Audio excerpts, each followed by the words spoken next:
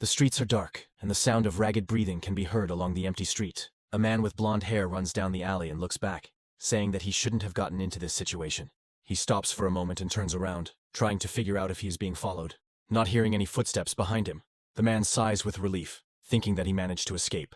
As soon as he finishes speaking, a knife is put to his throat. The pursuer crept up on him silently and caught the man by surprise. Looking at the people passing at the other end of the alley, the blonde man says that he will give all his money if they let him go. However, the pursuer is adamant and orders the man to die. At this point, the unknown person finishes his work. A few hours later, a normal morning arrives. 17-year-old Shinju High School student Kai walks to school and yawns sleepily, saying he wants to sleep. The brunette is a hired killer, so he says that he shouldn't have gone to school right after a night job. However, he cannot go home because the school is already right in front of him. Students were already gathered in his classroom, waiting for classes to start. The boy lazily opens the classroom door. His classmates turn around to look at him, but the boy doesn't pay any attention to it and walks into the classroom without greeting anyone. The class president and soccer club member Mito Shuji approaches Shinjo and says hello. Shinjo briefly responds to the brown-haired man's greeting and sits down in his seat. Mito remains standing with his hand raised next to the brunette, who rests his head on his hands. A pink-haired girl named Nagase Reina says that Shinjo is acting very badly as usual. She asks the class president why he is trying to talk to him, and he says that Shinjo, no matter what, remains their classmate. The class president notices that the brunette has already fallen asleep, causing Nagase to say that the guy has no sense of tact. The door to the classroom opens and a tall, brown-haired man with piercings in his ears enters the room. Nagase turns to him and says that an even worse version of his classmate has arrived. The guy with the piercing is named Arashi Shunsuke, and he is known in the area as the leader of the hooligans. The two boys stand up from their seats and greet Arashi in unison, wishing him good morning. The guy greets them with a smile and starts looking around. He notices Shinjo sleeping at the back of the classroom and can't help but approach. Stopping next to the brunette's desk, he calls him loudly. However, Shinjo doesn't pay attention to him and continues to sleep. Arashi says that the boy should answer when he is called, and if he continues to sleep, he will be in trouble. But despite his words, Shinjo continues to sleep, so Arashi reaches out to him. Before the hand has time to reach its target, another hand intercepts it. Arashi looks ahead in surprise and even a little frightened, and does not understand what happened. Shinjo meanwhile lifts his head from his desk and yawns. The boy looks at Arashi with his bright purple eyes and asks what he wants from him. Shaitan starts to get angry and yells at Shinjo to let go of his hand. For a moment, the brunette seemed to think about something, which caused him to squeeze Arashi's hand tighter. However, he quickly comes to his senses and lets his classmate go, apologizing. As soon as the grip loosened, Arashi quickly removed his hand and took a step back. Rubbing his wrist, the brown-haired man said that Shinjo was a creepy guy. At this time, a girl with blonde hair and green eyes named Kanzaki Rin asks them to be quiet. Arashi turns to her and asks if Kanzaki has decided to be cheeky with him too. However, the path to the first beauty of the class is blocked by another girl with dark hair braided in a high ponytail. The girl's name is Hashimoto Mirei, and she is a member of the disciplinary committee, so she orders Arashi to calm down before he breaks the rules. A blonde guy with piercings named Narumi Rhea tells the girl to calm down, because no one will pay attention to her anyway. Shinjo decides not to get involved in this argument, so he lays his head on the desk, falling asleep again. Arashi is angry about the whole situation, but decides not to escalate the situation, so she sits down at her desk, putting her feet up on the table. The students took their seats and the class fell silent for a while. Kanzaki let out a sigh of relief and turned towards her book. Hashimoto continued to argue with Narumi, who was sitting in front of her. The class president was chatting happily with Nagase. This was the first grade, the second year of Kagura High School. In this class, such conflict scenes are a daily routine. Therefore, Shinjo does not pay much attention to this, continuing to think about his own. Suddenly the brunette feels something strange, so he opens his eyes. He sees that a strange spot has appeared under the feet of the headman of Mido. Soon the spot grew in size and turned into a magical pentagram. The light began to fill the classroom, which frightened the students inside. The teenagers looked at the shining floor in horror, trying to understand what was happening. Some students stood up from their seats, but others continued to sit at their desks, afraid to move. Mido looked at the floor and asked his classmates if they knew what was going on. However, as the class president, he decides to sort this out later, so he tells his classmates to leave the classroom immediately. Despite his words, Shinjo does not move from his place, because he understands that they will not have time to leave. The pentagram begins to glow brighter and brighter, and eventually fills the entire room with its light. The schoolchildren lose consciousness and move through space, finding themselves in a large hall with columns. Shinjo is the first to come to his senses and sits up, looking around in an attempt to figure out where they are. They are in a stone building with huge columns for reinforcement, so he only has one guess. As hard as it was to believe, the white light from the pentagram absorbed them and transported them somewhere. At this time, the rest of the guys begin to come to their senses and ask where they ended up. Nagase looks around and asks what that white light was. Mido calls on the guys to calm down. He also doesn't know what happened, but wants to make sure that no one was hurt. Shinjo looks at the headman with approval, thinking that Mido managed to calm even those who were one step away from panic. Arashi, meanwhile, says that he is not going to waste time on such trifles. He is unhappy that the headman does not want to sort out the situation first, so he decides to leave with his friends. Shinjo understands Arashi's zeal, but still asks him to stop. The guy stops and asks what Shinjo wants from him, and he says that there are footsteps outside the door, as if someone is coming towards them. Only after this do classmates actually hear the sound of footsteps and turn their gaze to the door. Shinjo listens to footsteps and realizes that a man and a woman are approaching them. The brunette is interested in what intentions they are coming to them with, and at that moment, the door opens. A gray-haired man with a beard and a young girl with long white hair appear in front of the schoolchildren. The girl says that the guys managed to maintain their composure, which was expected from hero candidates. The schoolchildren are amazed by her beauty, and think that the man and girl resemble a knight and princess from the Middle Ages. Shinjo hid behind a pillar and thought that these people weren't cosplayers, because there was a strong atmosphere around them. Looking at the girl, the brunette thinks that she is nothing special. The girl says that she is Leonora, Archbishop of the sacred country of Digrest, and the man next to her is her knight guy. Arashi points his finger at the girl and says that she is talking some unimaginable nonsense. The girl continues to smile despite the rudeness, and says that she can understand their point of view. Mido steps forward and apologizes, saying that they themselves don't understand how they ended up here, so they are confused. The headman politely asks the strangers to tell them what is going on here. The girl happily announces that she came here precisely for this purpose. The Archbishop decides not to delay, so he answers their question briefly. She says that the boys were summoned to another world because they are humanity's hope that can overthrow the Demon King.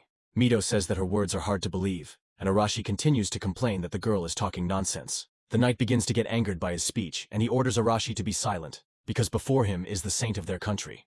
The brown-haired man tells the old man to shut up, or else he will kill him. The knight takes a fighting stance and replies that the boy will only be able to understand his place after he experiences pain. Leonora asks him to stop, but the man insists that they need to show Arashi where his place is right now. Shinjo watches from behind a column as Arashi charges at the knight. The brunette thinks that the guy has a lot of courage, since he rushed at the man with the sword without thinking. Arashi, meanwhile, is thinking that he has already fought with armed men, so he needs to dodge the first blow and hit from below. Night Guy keeps his eyes on him and prepares to counterattack. In an instant, a flash flashes before Arashi's eyes, causing him to stop. Blood starts to flow from the cut on his forehead, and the knight asks if the boy is going to continue. The class freezes in surprise, as no one had time to notice the movement of the sword in the knight's hands. Leonora sighs and asks if this is enough for the man and asks him to put away the sword. The girl apologizes for the rude reception and assures the guys that they never wanted to harm them. She looks at the silent schoolchildren and says that she will tell them the reason why they ended up in this world. Leonora says that she will not hide anything from them, and will tell them everything down to the smallest detail. So, to begin with, she asks them to remain silent. Leonora explains that in this world, humanity is experiencing an invasion by the Demon King, and is on the verge of extinction. Their sacred country of Digrest continues to resist. However, despite all their efforts, they are not able to fully resist the invaders. Shinjo listens to the story while standing in the shadow of a pillar, and thinks that the story about the Demon King is standard. For all of humanity, these schoolchildren, who are candidates for heroes, are the last hope. Mido hesitantly asks if they mean they have to defeat the Demon King. Narumi says that's impossible, and Hashimoto adds that they've never fought. The girl looks back and says that not every one of them is capable of simply enduring this situation. Hashimoto looks at one of his classmates who is crying and asking to be taken back to her world. The knight replies that the boys must do it, no matter how impossible it may be. He says that their only way to return home is to defeat the Demon King. His words greatly frighten the schoolchildren, and they say that they cannot believe it. Shinjo doesn't understand whether they are lying or telling the truth, but he guesses that the knight is trying to prepare them for the worst. Despite this, people who have lived their lives carefree will not be ready to commit murder, since this business requires experience and talent. Arashi smirks and says that these people called them to save their lives, but they don't care about their opinion. He asks Leonora and the knight if they really think the boys will silently obey them. Arashi looks at the man angrily and asks why he is looking at him like that. Meanwhile, the knight thinks that the guy is a promising fighter because he has not lost his fighting spirit. The man believes that because of this, Arashi could become a serious threat in the future, so he plans to get rid of him right away. Before the knight can draw his sword from its sheath, Leonora touches Arashi's face. The girl casts a spell, and the wound on the young man's forehead heals. Leonora says that they are guilty before the boys, and asks for forgiveness for all their sins. The light from the girl moves to Arashi, and Nagashi, standing to the side, asks what kind of light it is. Leonora replies that she has taken advantage of the miraculous power granted to her by the god Digrest, which temporarily brings a new law into the world. Realizing that the school children don't know their world well, the girl says that in their world it's called magic. Her words make Shinjo think that these people are familiar with their culture, so this is not their first call. After finishing healing Arashi, Leonora heads towards Mito. Raising her glowing hand to his head, she says that magic is the main reason they are here. When the hand touches Mito's head, his body seems to shake. Suddenly, the headman's hands begin to glow, causing Nagase, who was standing nearby, to close her eyes. After a few moments, the light coming from Mito's hand turned into a sword with a blade glowing blue. Leonora said that her miraculous power could awaken the power of blessing in hero candidates. The girl says that the power is given randomly, and the girl cannot change it. Leonora apologizes for their selfish motives, but asks the boys to lend them their strength. Mito says that no matter how much power they are given, it won't make the boys fight any better. Leonora says the students will have to go through training, but the country promises to take full care of them. Mito understands that they have no other choice, so as the class president, he asks the guys to listen to him. He says that for their own survival, what they need most now is protection and knowledge. The elder suggests listening to strangers, because in an emergency, a blessing can save them. After listening to their classmate's speech, his classmates agreed with him. Leonora was pleased with their decision, and with their permission, she began to grant the boys God's blessing. Hashimoto Mirai, having received the blessing, was able to move objects in the air, gaining the ability of telekinesis. Arashi was very happy with his ability. He began to control the force of the explosion. The students were interested in learning about their newly acquired abilities. Someone could not unravel the secret of his power at first glance.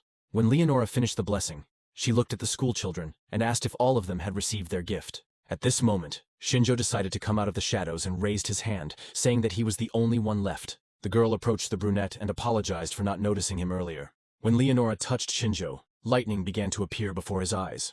The boy's eyes changed color to red, and he began to feel like something was wrong with his vision. As Shinjo looked at Leonora, a sign appeared in front of his eyes that contained all the information about the girl. At first the girl did not understand what had happened, but after thinking a little, she assumed that the guy had received the ability to evaluate. Shinjo asked what it meant, and the girl said that with this power, one can find out details about the strength and skills of the chosen target. The guy thought about her words, raised his hand in front of him and looked at her. Shinjo's own ability chart appeared in front of him, and he compared it to the one in the game. Suddenly his gaze was caught by movement from behind. The next second, Arashi landed next to Shinjo and slammed into the ground, causing an explosion. However, the brunette was no longer in his previous place. Feeling threatened, Shinjo jumped to the side. At the sight of the impact, a hole appeared in the stone floor. Arashi raised his fist, which was emitting heat, and asked Shinjo how his new power was. He laughed at the brunette, saying that he had received an ability that allowed him to change the color of his eyes. His classmates liked his joke, so they started laughing at Shinjo together. Nagase said that they were very pleased to see that the guy had a useless ability because he always acted arrogant. Shinjo returned his eye color and thought that the guys were celebrating too early because it was not yet known how useful their abilities were. Just as they were given powers, they can be taken away at any moment, but regardless, Shinjo remains a hired killer. Leonora interrupts them and says that the boys are still having a hard time controlling them.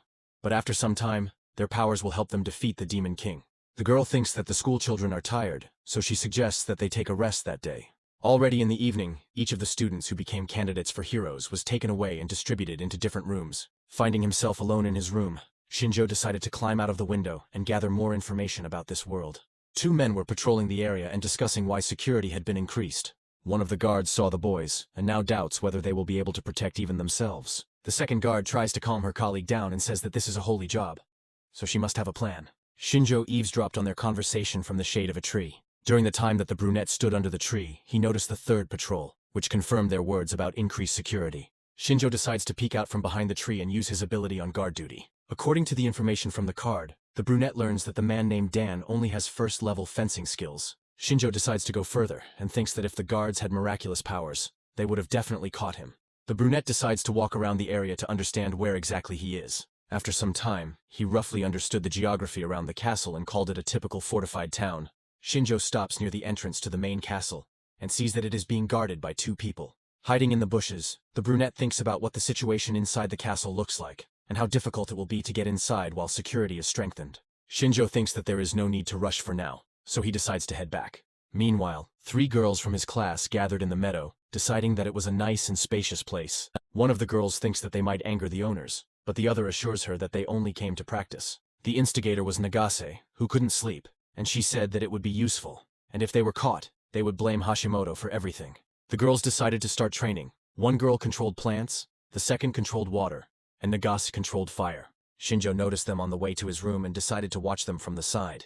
The so-called blessing of God makes Shinjo uneasy, so he decides to watch the girls from the sidelines. At some point, The guy tenses up from the feeling that someone is watching him. He turns around and looks behind him, trying to find what caused this feeling. One of the girls noticed a strange movement in the bushes and asked what was there. Her words attracted the attention of the other girls, and now each of them look towards the bushes in fear. As if sensing that it has been exposed, a lizard-like monster emerges from the tall grass. The girls scream in fear, trying to understand what is in front of them. On the opposite side sits Shinjo, who has also never seen such a beast. The brunette decides to use his power to assess this creature. Shinjo learns that he is in front of a male Val lizard species, who has received the status of unexpected due to his appearance in front of the girls. The lizard, which had been sitting calmly until then, raised its head and inhaled air. The next moment he let out a threatening howl that deafened the girls. The girls got scared and screamed, after which they started running away. The lizard sensed their fear and rushed after the victims. The girls ran into the tall grass in an attempt to hide from the monster. Shinjo jumped onto the rock and thought that the lizard was aggressive, because he attacked people without a second thought. Assessing the monster, the brunette noticed that it moved on all fours quickly, but linearly, and was not distinguished by intelligence. The lizard looks large, but if you use a knife, it will most likely help. Taking a knife from his jacket sleeve, Shinjo threw it towards the lizard. The dagger sank into the creature's scales, causing it to howl in pain. However, the knife did not stay in the beast's body and fell to the ground, forcing the creature to look back. Shinjo hid behind the tree again and thought that his plan had worked, even though it had not done much harm to the lizard. The girls, meanwhile, continued trying to escape from the creature. Looking back, Nagase didn't notice the small rock under her foot and tripped. One of the girls turned around to help her fallen friend, but the second girl grabbed her hand, not allowing her to return. Nagase hurt herself when she fell and sat on the ground, rubbing her bruised head. However, she was distracted by heavy breathing near her ear. Turning around, she saw a huge lizard frozen above her and sniffing. The girl screamed in fear, but realized that she could no longer do anything. Nagase froze in place as the lizard's paw rose above her head. The girl prepared for the blow, covering her face with her hands. A few seconds later, nothing happened, and opening her eyes, the girl saw a lizard lying on the ground with a dagger stuck in his head. Tears came to the girl's eyes from fear. She looked in surprise at the dead creature right in front of her, which just a second earlier had almost killed her. Seeing that the danger had passed, the friends ran up to Nagase to help her get up from the ground. The girl looked at the dagger and asked what happened and who saved her. The friends decide to leave this place quickly, so as not to meet another monster. After waiting a bit, Shinjo said that there was no particular reason to kill the lizard. But if it had just left, it would not have been possible to sleep normally. When the girls disappeared from sight, the brunette approached the monster and took his knives. But at some point he again felt that someone was watching him. Shinjo hid behind the lizard's body, and then carefully peered out from behind the shelter. Not far from him on the lawn stood a large stone, from behind which came a barely perceptible rustling sound. Shinjo sat in ambush for some time, waiting for the intruder to show up. However, no one showed up, so the guy decided it was time for him to leave too. In the blink of an eye, Shinjo ran away from the lawn. For a while there was silence on the street. As Shinjo disappeared from the scene, a silhouette in a dark cloak emerged from behind the column. The stranger walked up to the lizard and stepped on its head, crushing it. He said he was very disappointed with the hero candidates. However, one of them still interested him due to its similar smell. The monster that remained on the field was found by the guards, and the next morning it was shown to the hero candidates. The school children looked at the unknown creature with fear. Night Guy told the boys that yesterday evening this monster was walking near the walls of the capital. Mito looked at the strange creature with puzzlement. Arashi and his friends also examined the unknown monster. One of the girls in the class burst into tears because she was afraid that such monsters exist. Guy explains that the monsters are the Demon King's minions, so their main targets are the hero candidates. At this time, the monster was examined by a man named Steady, who concluded that the creature had traces of witchcraft, and that a demon of a mid-level or even higher level had worked on it. Shinjo hides from prying eyes behind a column again, and hears Steady suggest that the enemy has decided to scout out the situation. Shinjo hears that witchcraft is being talked about differently than last time, and thinks that it might be different from miraculous power. Mito listened carefully to his elders and asked if the monster was really controlled by a demon. Steady says that the guy is right, because strong demons can control monsters and use slave magic for this. The scientist explains that monsters emerge from living organisms, and that the source of their power is the evil that comes from the Demon King. Night Guy thinks it's time for them to leave and drags Steady away from the students. Shinjo thought that the scientist could be used in the future to gather information. However, the main problem at the moment is that the monster was controlled by someone. Thinking about this, Shinjo remembers that the monster's card said that it was in subordinate status. The brunette guesses that at the moment when he felt someone's gaze, it could well have been a demon. Shinjo thinks that the demon is skilled, since it was difficult to notice, but this could mean that it is still walking around somewhere. From behind, the brunette begins to feel mental pressure. A strange voice in his head asks if Shinjo is afraid of his imminent death. The boy freezes in place and hears the demon say that he doesn't need to be afraid. Arashi at this time says that they need to defeat the Demon King, because he does not intend to stay in this world for long. Kenzaki supports him, saying that the guy is sometimes right. Mito agrees with them, because if they want to return home, they have no other choice. Some students do not share their views because they are scared of monsters. Shinjo thinks that the guys have become bold because this world is like a game. But despite this, war is still war, so they will have to kill. At this moment, Leonora comes up to them and says that the guys shouldn't be in such a hurry. The girl reminds that they do not yet understand the full essence of their powers, so they need to go through training first. Leonora said that the boys were summoned to this world as hero candidates, so the speed of their progress is different from the locals. So, a whole week has passed since the start of training. Shinjo sits alone in the library and wonders why they can communicate with the locals without language barriers. The brunette turns his gaze to the window where noise is heard. His classmates are working on the training field, learning the specifics of their abilities. Appraisal is not the most suitable blessing for combat, so Shinjo was banned from participating in training, but was given access to the library. The guy remembers Leonora's words that knowledge is also power. After that, the whole class started laughing at Shinjo. The guy gets up from the table and reflects on the fact that despite his efforts, he still couldn't find a single book about demons. Under the leadership of the knights, the students split into pairs and fought against each other. Shinjo went outside and watched them from the side, thinking that the guys were developing by leaps and bounds. Among all the students, the brunette singled out 5, one of them being Narumi with his wind ability. Second is Arashi, due to his explosive power and dedication to training. The third was Kanzaki, who had the power to force her opponent to obey her orders. The fourth is Hashimoto and her ability to control earth rocks. Closing the list of the strongest is Nagase with her ability to manipulate fire. Besides these 5, there is one more person who surpassed them all. At that moment, the sword was torn from the knight's hands and flew in the opposite direction. This outstanding student fought with the knight and was able to disarm him. The knight gave in, saying that the guy was truly amazing, as he had already become stronger than him. This outstanding student was the class president, Mito. The boy looked at the knight with a smile and thanked him for his instructions. Shinjo uses his ability on Mito and notices that his strength has increased at an incredible rate. Even if the chief is a genius, this is an unimaginable leap, which may indicate that God's blessing not only gives ability, but also affects their bodies. It was decided to take a break, so the students began to leave the training ground. Noticing Shinjo standing at the edge, they began to laugh at them, telling him to read books since he didn't know how to fight. The brunette didn't pay attention to their ridicule. Shinjo had long since noticed that the entire class had begun to look down on him. He believes that this was provoked by their growth in power. One of his classmates reaches out to Shinju, telling him not to ignore him, since they are friends. Unbeknownst to his classmates, the brunette knocked the guy down. The classmate didn't have time to understand what had happened before he found himself lying on the ground. Shinjo asked him what happened and if he was hurt. Some looked at the fallen guy with surprise, and some with a grin. The victim was about to fight Shinjo, but Arashi stopped him, saying that Leonora was coming towards them. The girl left the building accompanied by her knight. With a smile on her face, Leonora walked closer to the training ground. The students immediately turned their attention to her, and the knights helping with the training knelt down. Leonora thanked them for their attention. The girl praised the boys for their success, noting that their growth was so fast that it surprised everyone. In connection with this, a decision was made to accelerate the training schedule. The boys were scared that they would be sent to fight the Demon King right now, but Leonora calmed them down.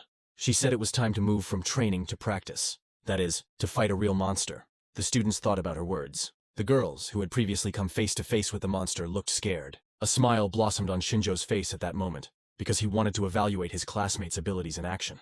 After some time, a group of students led by Leonora and the knight entered the forest where the practice would take place. Guy said that they couldn't move in a large group because it would only get in the way. He gave the order to split into teams of 2 to 3 people. Nagase took the idea calmly and invited Mito to join her, and another girl also asked to join their team. 2 of his imitators asked to join Arashi's team, under the pretext that the guy was the strongest of them. According to the distribution, it turned out that Narumi ended up on Hashimoto's team, which upset the girl. Night Guy looked at the students and asked if they had all formed teams. His gaze was drawn to Shinjo and Kanzaki standing apart from everyone else. The girl was upset that no one invited her to join their team.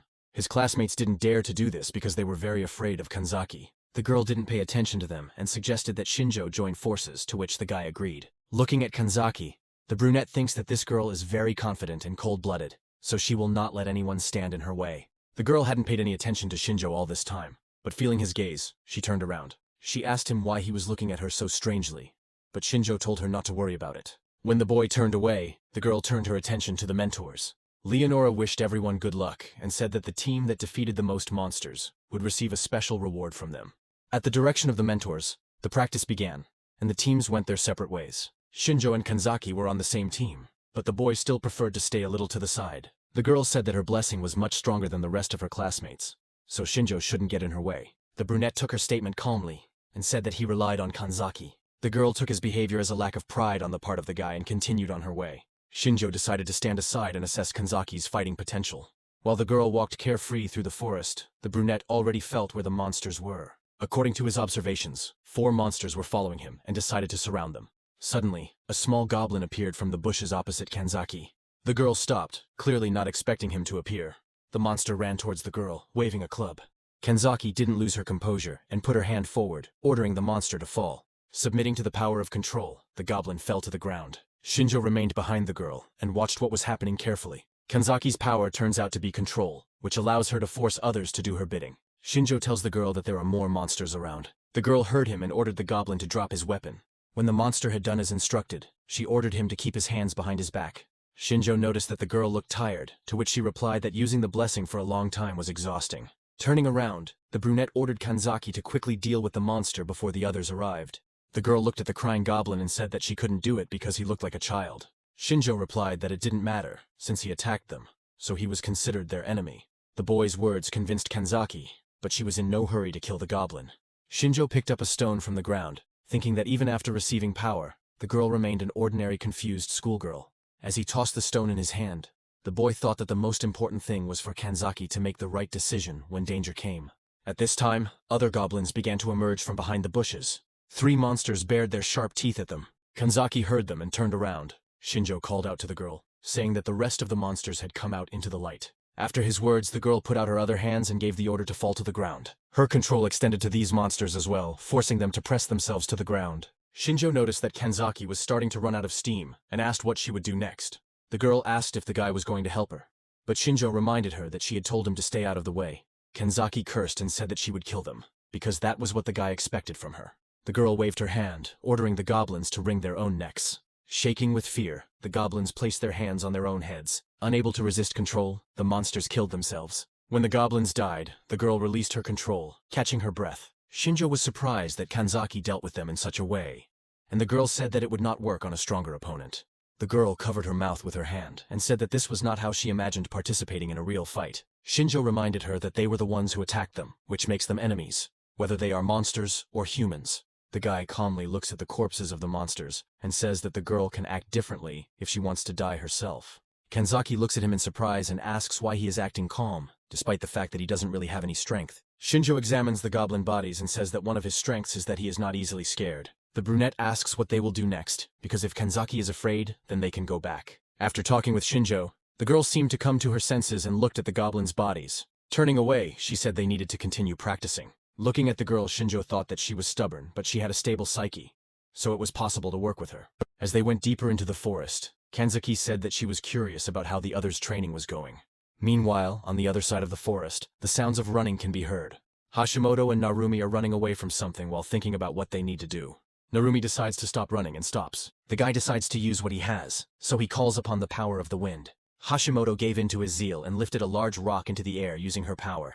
They pooled their blessings and acted as a team. Thanks to this, the large stone was picked up by the airflow and sent towards the monster. The stone smashed against the monster, shattering into small pieces. The monster had a head that resembled the face of a large bear with red stripes. The monster's body was covered with red plates, similar in hardness to armor. Large claws were visible on the paws. Narumi fell to the ground in fear, asking what they should do next. The boys didn't understand how they could deal with a huge armored bear. At this time, Kanzaki remembers that she was raised by her grandfather, whom she promised to make happy, so she must return. The girl is worried that her disappearance has saddened him. Shinjo said that if they continued to go straight ahead, they might get lost, but the girl replied that this would not happen. The guy told her that she hadn't been in the woods long enough for her to really believe that. Kanzaki was angered by his words and told him to be quiet. The girl looked at Shinjo, wondering what kind of guy he was, since he had looked scary before. The brunette looked around but noticed that they were looking at him. He asked the girl why she was looking at him, and she immediately turned away. Suddenly, a loud female scream echoed through the forest. The team looked in the direction where the sound was coming from, and Kanzaki said it was Hashimoto's voice. Shinjo assumed that the girl was in trouble and asked what they would do. Kanzaki walks towards the noise, saying that they should help and hopes that the girl is not hurt. Shinjo waited for the girl to walk forward and said that she was surprisingly kind. The girl was confused by his words and asked what Shinjo thought about her before.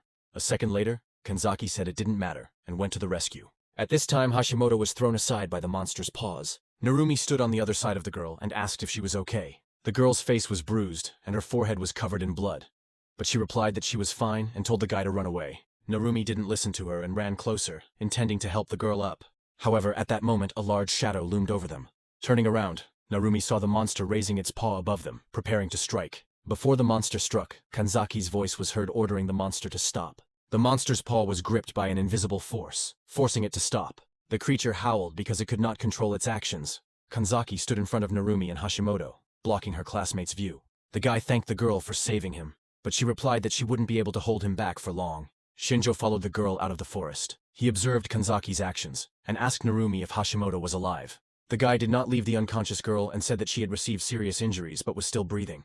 Shinjo turned away from them and ordered Narumi to pick up Hashimoto and run away. The blonde refused, citing the fact that he could not leave them alone. However, Shinjo pressed him, asking if he wanted Hashimoto to be left to die slowly. After his words, he put the girl on his back and was about to leave, and Shinjo asked him to find and call Mido or Leonora. When the silhouette of the guy and the girl disappeared from view, the brunette looked at the monster. The creature was still immobilized by Kanzaki, but continued to resist. Coming a little closer, Shinjo used his appraisal ability. Based on the ability table, the boy learned that they were facing an armored bear. The monster had amazing skills, especially defense, and also had the status of a mutant, which greatly puzzled the brunette. Shinjo examined the bear and realized that he could not penetrate its fur and defense. At that moment, Kanzaki's voice was heard, saying that she could no longer maintain control.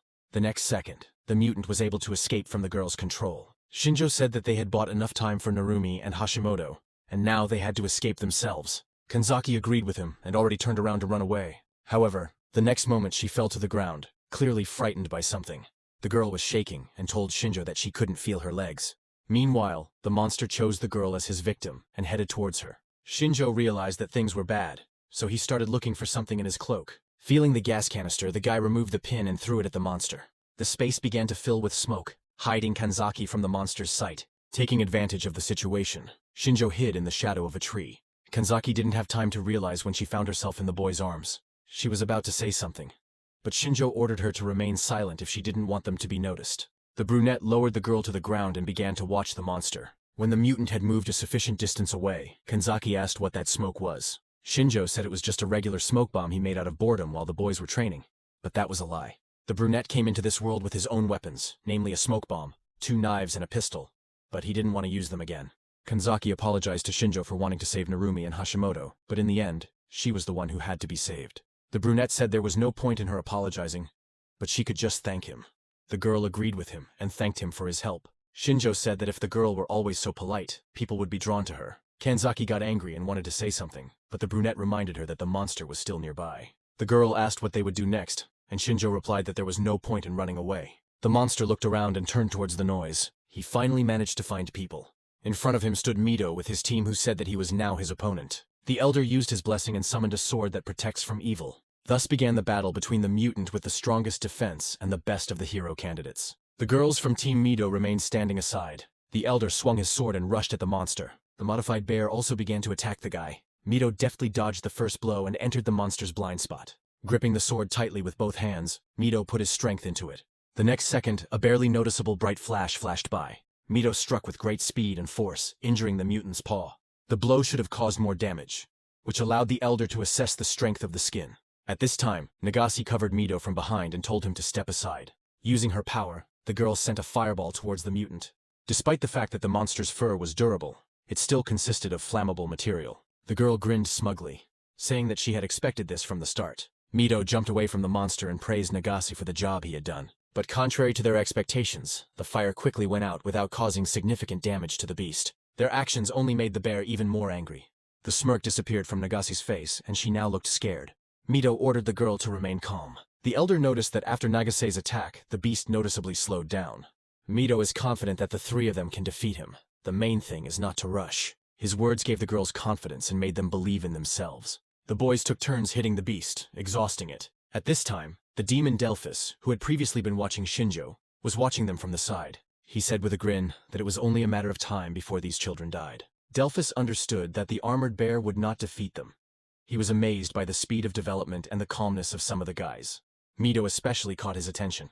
The demon took out a dagger and thought that before he wanted to scout out the situation, but now he decided to kill Mido here and now. Meanwhile, the class leader continued to hit the bear. The mutant was wounded, and his movements became constrained. Mido told the girls to finish. The elder dealt the bear the final crushing blow. The demon thought that the boy should take this lesson with him to the next world. The lesson should be that after killing an enemy, you can't relax. The demon was already preparing to jump out of the bushes and strike Mido in the back, but something made him freeze in place. While the demon was distracted, someone crept up on him unnoticed and put a knife to his throat. Shinjo stood behind Delphus, his eyes glowing red. The demon was confused, and the brunette told him to remember that one should never let down one's guard before killing. Delphus had no choice but to throw the dagger to the ground. The demon raised his hands up, showing that he was surrendering.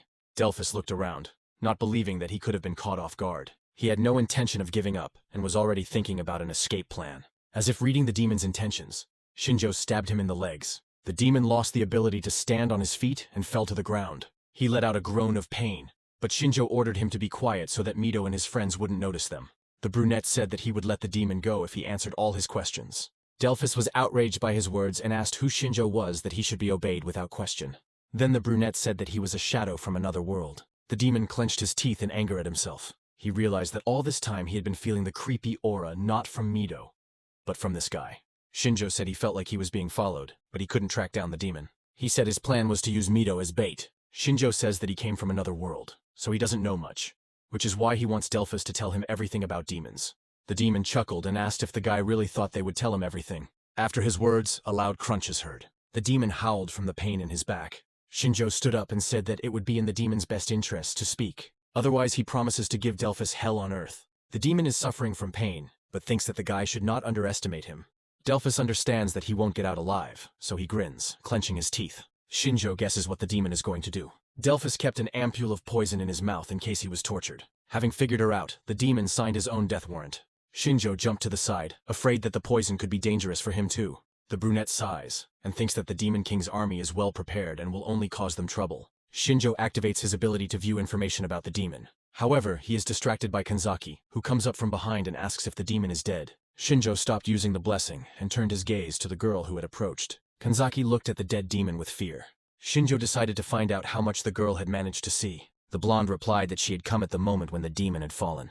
Shinjo tells her that it is an assassin from the Demon King's army. The armored bear that the boys had fought earlier was under his control. Also, the lizard that attacked Nagase and her friends was under the control of a demon. The girl looked at Shinjo in shock and asked if the demon wanted to kill them.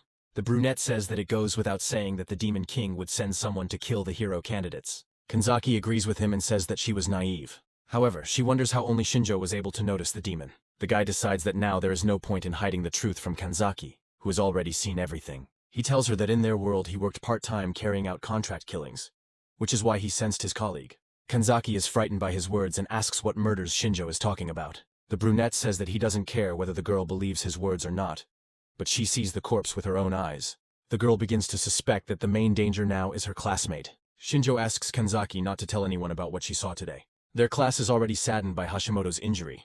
His words make Kanzaki relax a little, and she agrees with the guy. She says that Shinjo is kind because he is considerate of his classmates' feelings. The brunette explains this by saying that they are not used to fighting, unlike him. Shinjo heads towards his classmates, glancing towards Kanzaki. He believes that her powers of control may be useful to him in the future. After some time, the class gathers in one place, but Shinjo continues to stand a little to the side. One of the students uses her divine power to heal Hashimoto. This girl's name is Hano Shiori.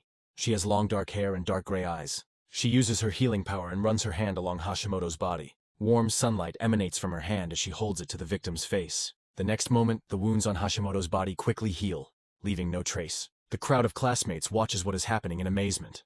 Narumi sits down next to Hano and asks if Hashimoto is okay, and the girl reassures him, promising that in an hour the girl will be completely healthy. The blonde sighs in relief and begins to praise Mido for defeating such a ferocious monster. The elder confirms that the monster was strong, but also says that together they can defeat anyone. His words raise the class's spirits, but Shinjo remains aloof from it. He stands leaning against a tree with his eyes closed, but he still feels someone's gaze. He asks Kanzaki why she is looking at him like that, and the girl immediately turns away. At this moment, Leonora comes out to the class with the night guy. Their appearance makes the students turn towards them. After they appear, Mido greets them but looks quite confused. Narumi asks them where they have been all this time. Night guy says that they were watching them from nearby, and these words made Narumi angry. The man explains why they didn't help them by saying that the training wouldn't be effective if they had to help all the time. Mito doesn't like the situation either, saying that Hashimoto was in such danger that she could have died. The knight replies that in a real battle, everyone's life is in danger of death. In the future, the guys will face exactly such battles. So Guy recommends that the guys come to their senses and gather their strength. Mito says that Leonora and the knight deceive them by saying that only weak monsters live in the forest. Leonora interrupts their conversation and says that this is most likely the work of a demon killer.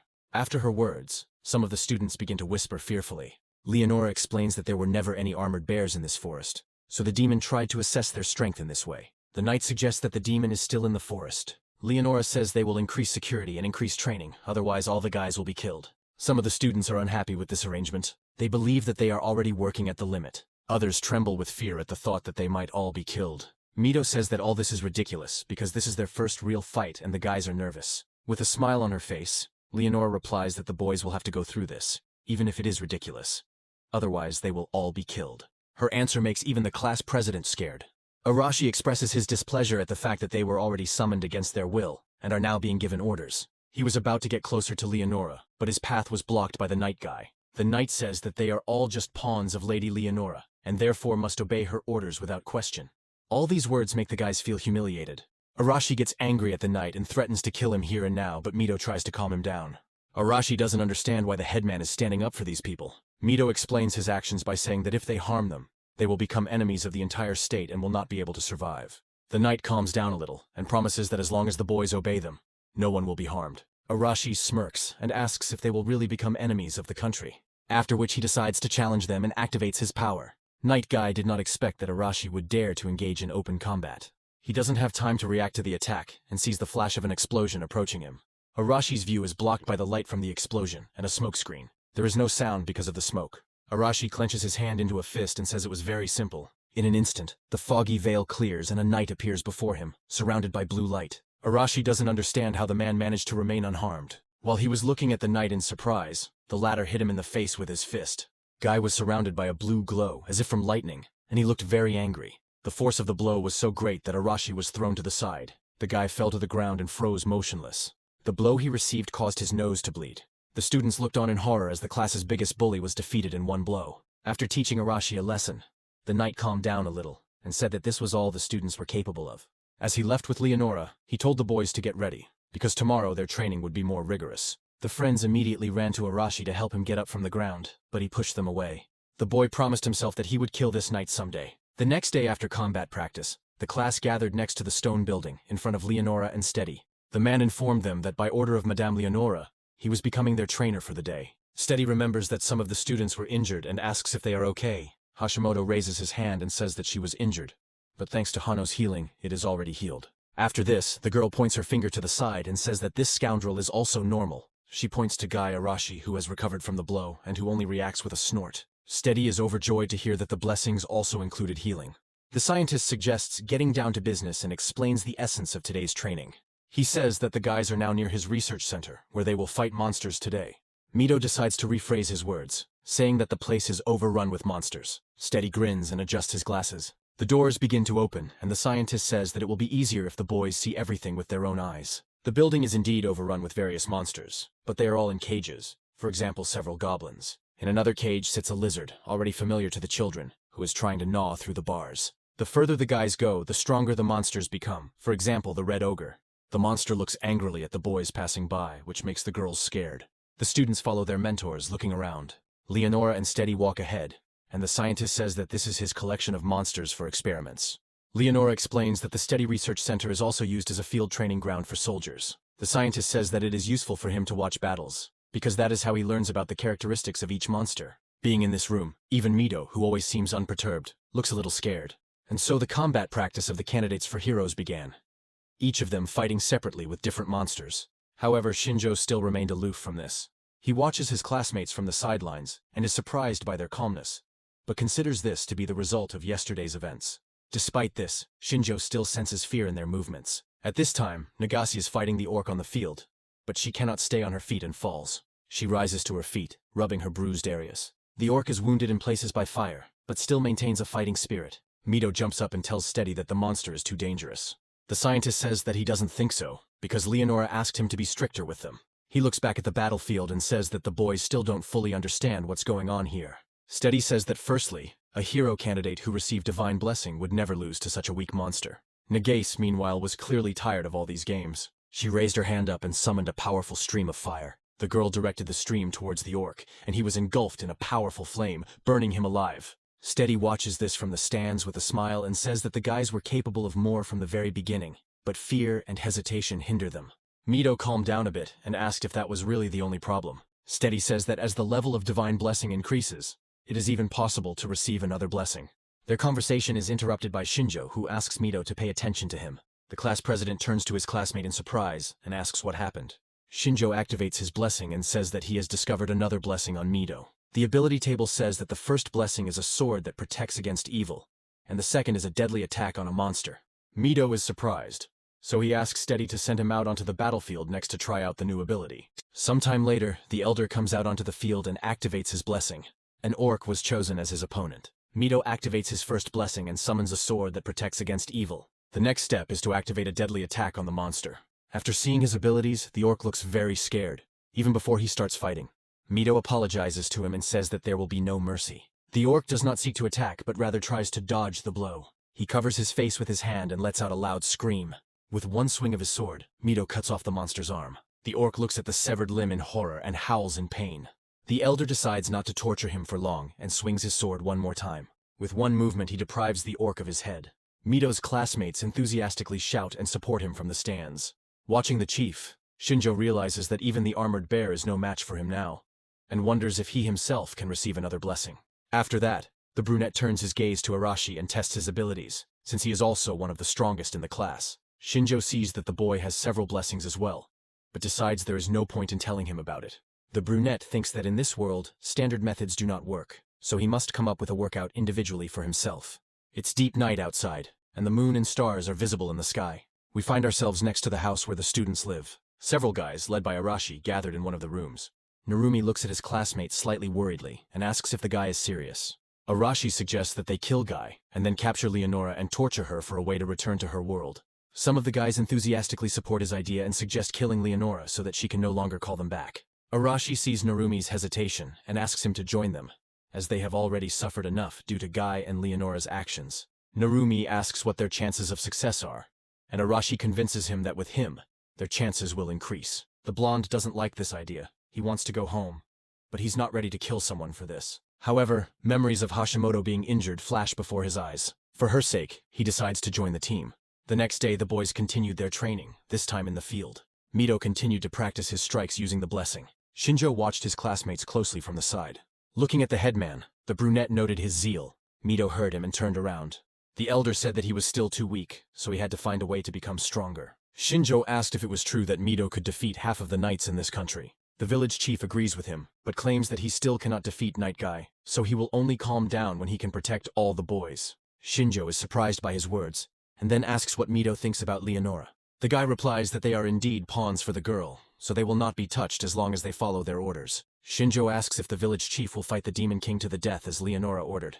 Mito replies that this is exactly what he will do, since everything has already been decided. However, the village chief says that he will be the only one who will fight the Demon King. The guy wants to negotiate a good life for all his classmates with Leonora in exchange for this, but Shinjo doesn't think it will work.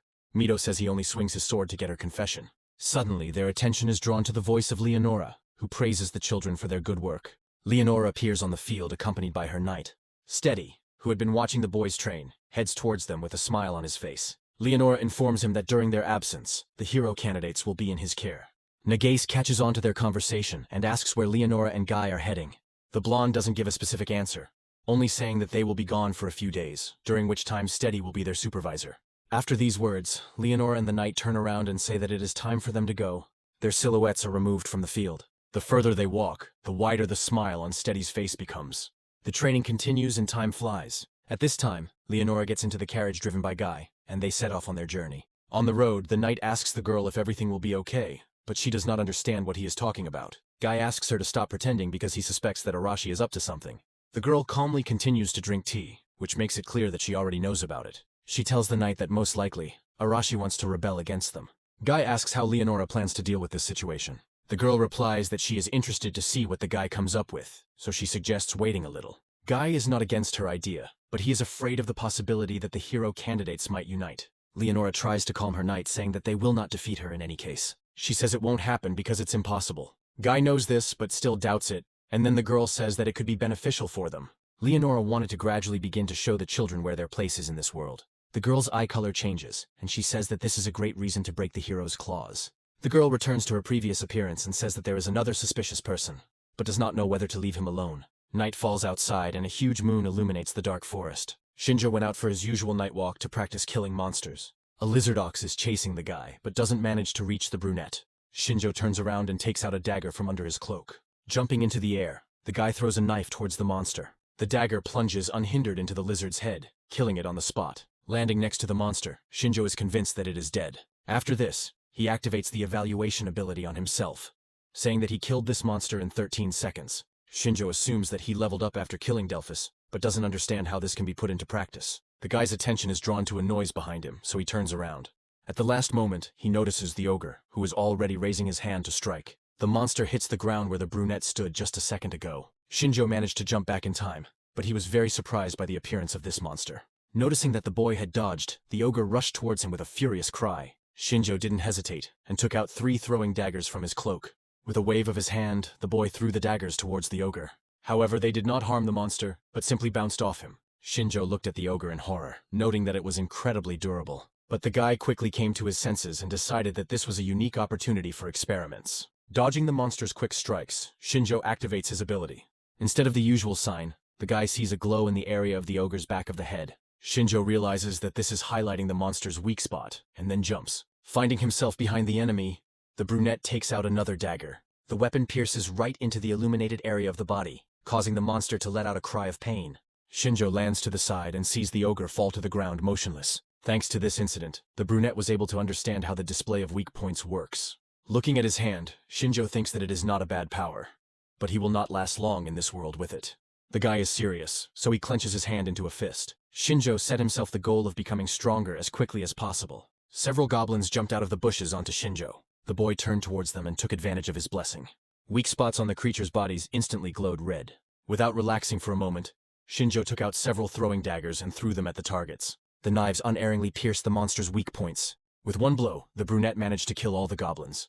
The guy remained standing in his place with his hand extended to the side. As he expected, the weak points of these creatures were the brain and heart, since they were ordinary monsters. Shinjo thought that he should find other types of monsters to train against. Suddenly, he heard the sounds of footsteps, and apparently the stranger was approaching the brunette. A silhouette with a flashlight in his hands appeared among the trees in the depths of the forest. After a few moments, Shinjo was able to make out Kanzaki's silhouette, who was not very surprised by the meeting. Shinjo, on the other hand, didn't understand what the girl was doing in the forest at such a time, so he asked her directly about it. Kanzaki said that she tried to find the guy in the dorm, but he wasn't there, so she decided to check the forest. Shinjo sighed and told her that the forest wasn't safe at this time, so he asked her to go back to the dorm.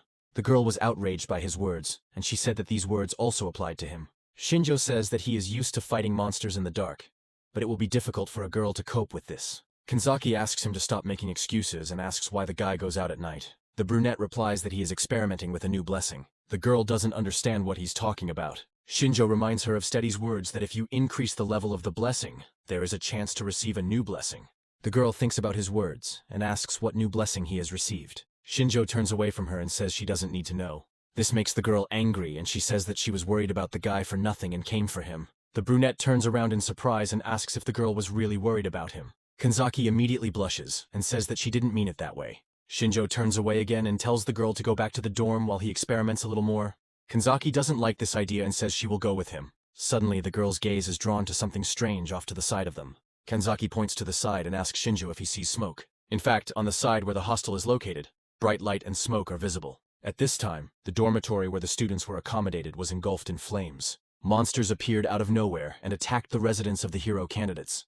Many of the students were already asleep, so they ran out of the building in their night clothes. Upon leaving the house, many different monsters were waiting for them. Hono, along with several girls, ran out of the house in her nightgown and did not know where to run. An ogre appeared right in front of her, blocking the girl's path. The girl has a blessing that will not help her defeat such an opponent. But suddenly a blue flash appears. At the moment when the girl was already in despair, Mito came to her aid. The headman neutralized the monster and asked the girl if she was okay. Hono hid behind the guy in fear and thanked him for his help, saying that she was fine. At that moment, several goblins began to approach them. causing Mito to shield the girl with his body. The elder squeezed the sword in his hand and said that there was no end to the monsters. Before the monsters could rush at Mito and Hano, they were engulfed in flames. Nagase, who was standing behind them, was indignant that she had been sleeping very well, but was awakened by this noise. The girl asked what was going on here, but Arashi interrupted her, saying that now was not the best time to ask questions. More than half of the building is already engulfed in flames. Shinjo and Kanzaki saw the smoke and rushed towards the dorm to find out what happened. They arrived just as the battle with the monsters was in full swing. Narumi met them first and was glad that the boys were not hurt. Shinjo said that they went out for a walk and asked what was going on, but Narumi replied that he himself did not understand anything.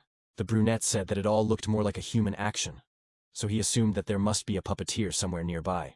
As soon as he said this, a familiar voice came from the wall, confirming his words. Steady sat on the roof of the wall with a smile on his face and watched what was happening. Seeing the scientist, Shinjo said that it was no wonder where the crowd of monsters came from. Steady confirmed his suspicions and said that he had to enhance his subjects with drugs in order to carry out his plan. Shinjo asked the scientist what his goals were and why he wanted to kill hero candidates. Steady replied that he held no grudge against the boys, but he had received orders from above, so he could not disobey. Kanzaki was surprised by his words and asked if Leonora could have given this order. Steady stood up and said that Leonora had nothing to do with this matter. The scholar said that he received an order from the Demon King, thus revealing himself to the students. The Demon King promised Steady that if he completed this task, he would be able to continue his experiments on monsters. Shinjo said that the scientist was so carried away by his research that he was rotten to the bone. Steady adjusted his glasses and looked closely at the brunette. After this, the scientist said that he would not be able to understand the whole mysterious essence of monsters as long as he remained human. 2 nearby buildings were already engulfed in flames. However, the hero candidate still did not give up and continued to fight the monsters. Standing on the wall, guarded by several orcs, Steady revealed his true nature to the boys. The hero candidates looked at him and couldn't believe it, because it was he who had trained them for a long time. Steady seemed to feel no remorse and ordered the monsters to attack. On his orders, several monsters headed towards Kanzaki, Shinjo, and Narumi. Without a second's hesitation, the brunette came up with a plan of action and told Kanzaki to act. The girl extended her hands towards the monsters and ordered them to stop. In the blink of an eye, the creatures froze in place under the girl's blessing. After that, Kanzaki ordered the monsters to attack Steady. The scientist chuckled at their actions and said that it was a pathetic attempt. Steady ordered the monsters to wake up, after which the effect of Kanzaki's blessing wore off. Having regained control over their bodies, the monsters grinned evilly. Kanzaki's powers dissipated, causing the girl to be very frightened. Steady reminded the girl that he had been studying monsters for a long time, so he had the ability to quickly pacify them. The scientist gave the order to attack, after which several goblins headed towards Kanzaki. Shinjo appeared right behind the girl and told her to duck. The goblin closest to them was struck by a blade. Shinjo quickly moved from one monster to another. He hit the goblin's death spots and killed them instantly. Steady seemed to go crazy and demanded more spectacle from the hero candidates. Under his command, many different monsters attacked Shinjo. However, the guy was not afraid and instantly made a decision, jumping to the side. Starting with the smallest and most agile monsters, Shinjo got rid of the enemies one by one. With one blow, he made monsters fall dead. While he was dealing with the small monsters, an orc approached him from behind.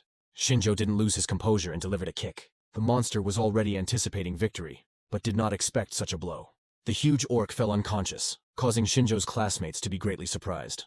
The brunette himself did not plan to relax, and as soon as he finished with this wave of monsters, he took a defensive position. The monsters were no longer as determined as they had been a minute earlier, and no longer dared to come closer. Steady started cursing and asked why the monsters were acting like this when Shinjo didn't even have a useful blessing. Meanwhile, the brunette stood in battle readiness and examined the monsters, who did not dare to approach him.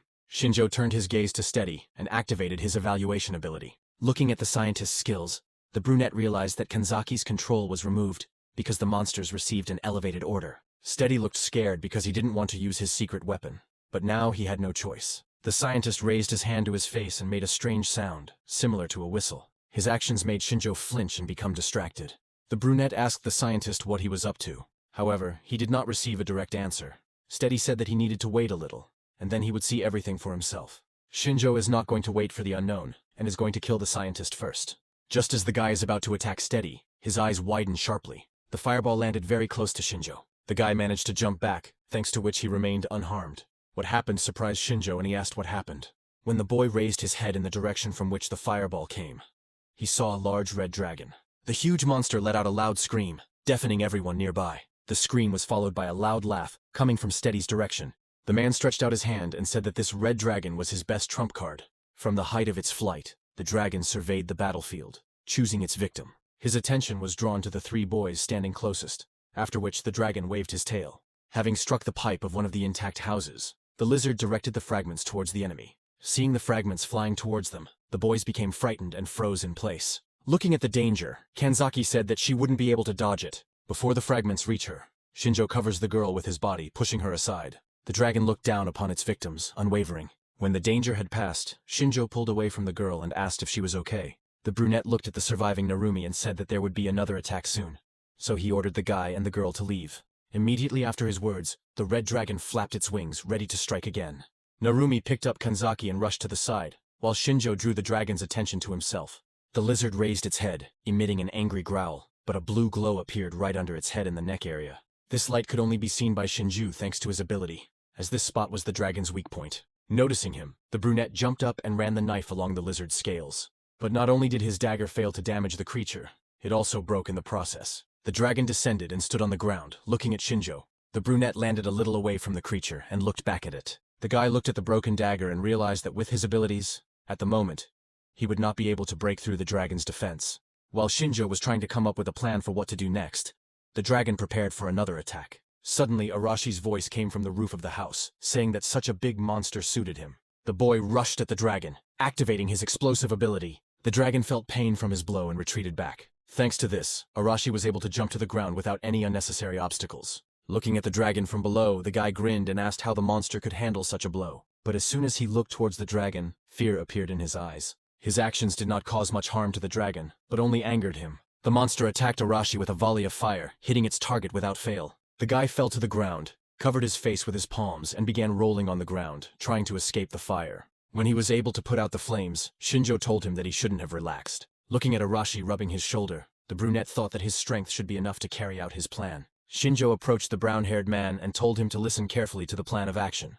They looked at the dragon, who had become angry during the battle. The guy was convinced that together they would be able to defeat this enemy. Shinjo's words angered Arashi, and he asked what use the brunette could be. The guy replies that he knows the enemy's weak points, but he doesn't have enough strength to get to them. Arashi chuckled at his words, and replied that he had no intention of teaming up with a weak person. While the brown-haired man was distracted, Shinjo kept a close eye on the enemy, and warned that he was returning. The dragon, meanwhile, turns 360 degrees in order to knock the guys off their feet with its tail. Arashi was indignant just a minute ago, but after hearing Shinjo's warning, he jumped up, dodging the blow. Taking advantage of the fact that the boys were distracted, the dragon fills its mouth with flames. Arashi had just landed and immediately noticed the threat. However, he doesn't have enough time to dodge.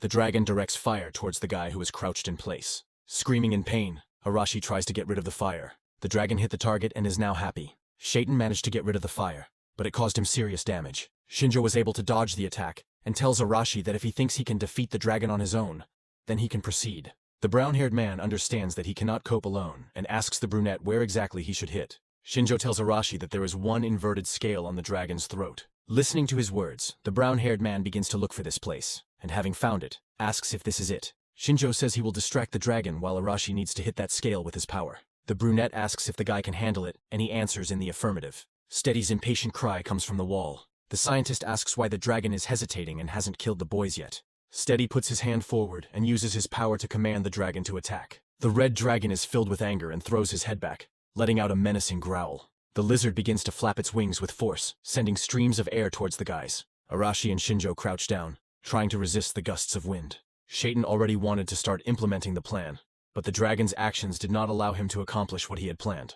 After a few moments, the dragon roared threateningly. For a brief moment, he stopped flapping his wings. Taking advantage of the moment, Shinjo takes action. He delivers several blows to the dragon's face. Shinjo does not cause any harm to the monster, but successfully lures its attention to himself. When the dragon is distracted from Arashi, the brunette begins to run away. According to plan, the monster rushes in pursuit of Shinjo. The dragon opens its mouth wide, ready to grab the guy running ahead. But when he approaches, the brunette manages to jump to the side. Shinjo moves back a little to see the location of the dragon and Arashi. After making sure that the weak spot is open and accessible for attack, the brunette tells Arashi to attack. The brown-haired man runs towards them and climbs onto the dragon's neck, which has dropped its head down in an attempt to grab Shinjo. A couple of seconds later, he finds himself right under the vulnerable spot. Without hesitation, Arashi activates her blessing and sends a blast wave towards the inverted scale. The dragon lifts its head up, howling in pain. With a final howl, the lizard falls to the ground. Steady stands on the wall and cannot believe what happened. Arashi approaches the head of the defeated monster and rejoices at his new victory. Shinjo reminds him that the guy himself can barely stand on his feet, but continues to brag. The brunette meanwhile turns to Steady, asking what he will do without his trump card. The scientist starts looking around in panic, saying that he still has many monsters. However, as soon as he saw the whole situation, he froze in place. While Arashi and Shinjo were fighting the dragon, the rest of the boys were tirelessly fighting other monsters. Steady was distracted and didn't notice that all his monsters were killed by other students. Wiping the blood off his sword, Mito reports that they have already dealt with the rest of the enemies. All the hero candidates stand ready to get rid of Steady. The scientist realizes that he is at a disadvantage and decides to escape. However, Narumi was already waiting for him behind him, having used his blessing and flown up to the wall in a couple of moments. Steady didn't expect to see an enemy behind him, causing him to stumble. He doesn't have time to understand what happened, but he's already rushing down from the high wall. Steady was already preparing himself to fall to his death, but he lands in a water bubble. He didn't expect to find himself in the water, so he started coughing as soon as he surfaced. But his troubles don't end there. As soon as he opens his eyes, he sees a blade in front of him. Shinjo stands in front of him and says that Steady attacked them in the middle of the night, so he now has a lot of questions for him. The scientist tried to escape from the water bubble, saying that he would tell them everything if they spared him. Before he can say another word, a sharp pain pierces him. The hero candidates look in fear at the man who is groaning in pain. Before they know what happened, Steady is already dead. Mito asked what happened, and Shinjo suggested that it might be some kind of curse technique. The elder suggested that the curse was activated at the moment when Steady wanted to tell them everything. Looking at this, Shinjo said that the threat from the Demon King's army towards the hero candidates will only increase. At this point, the night came to an end.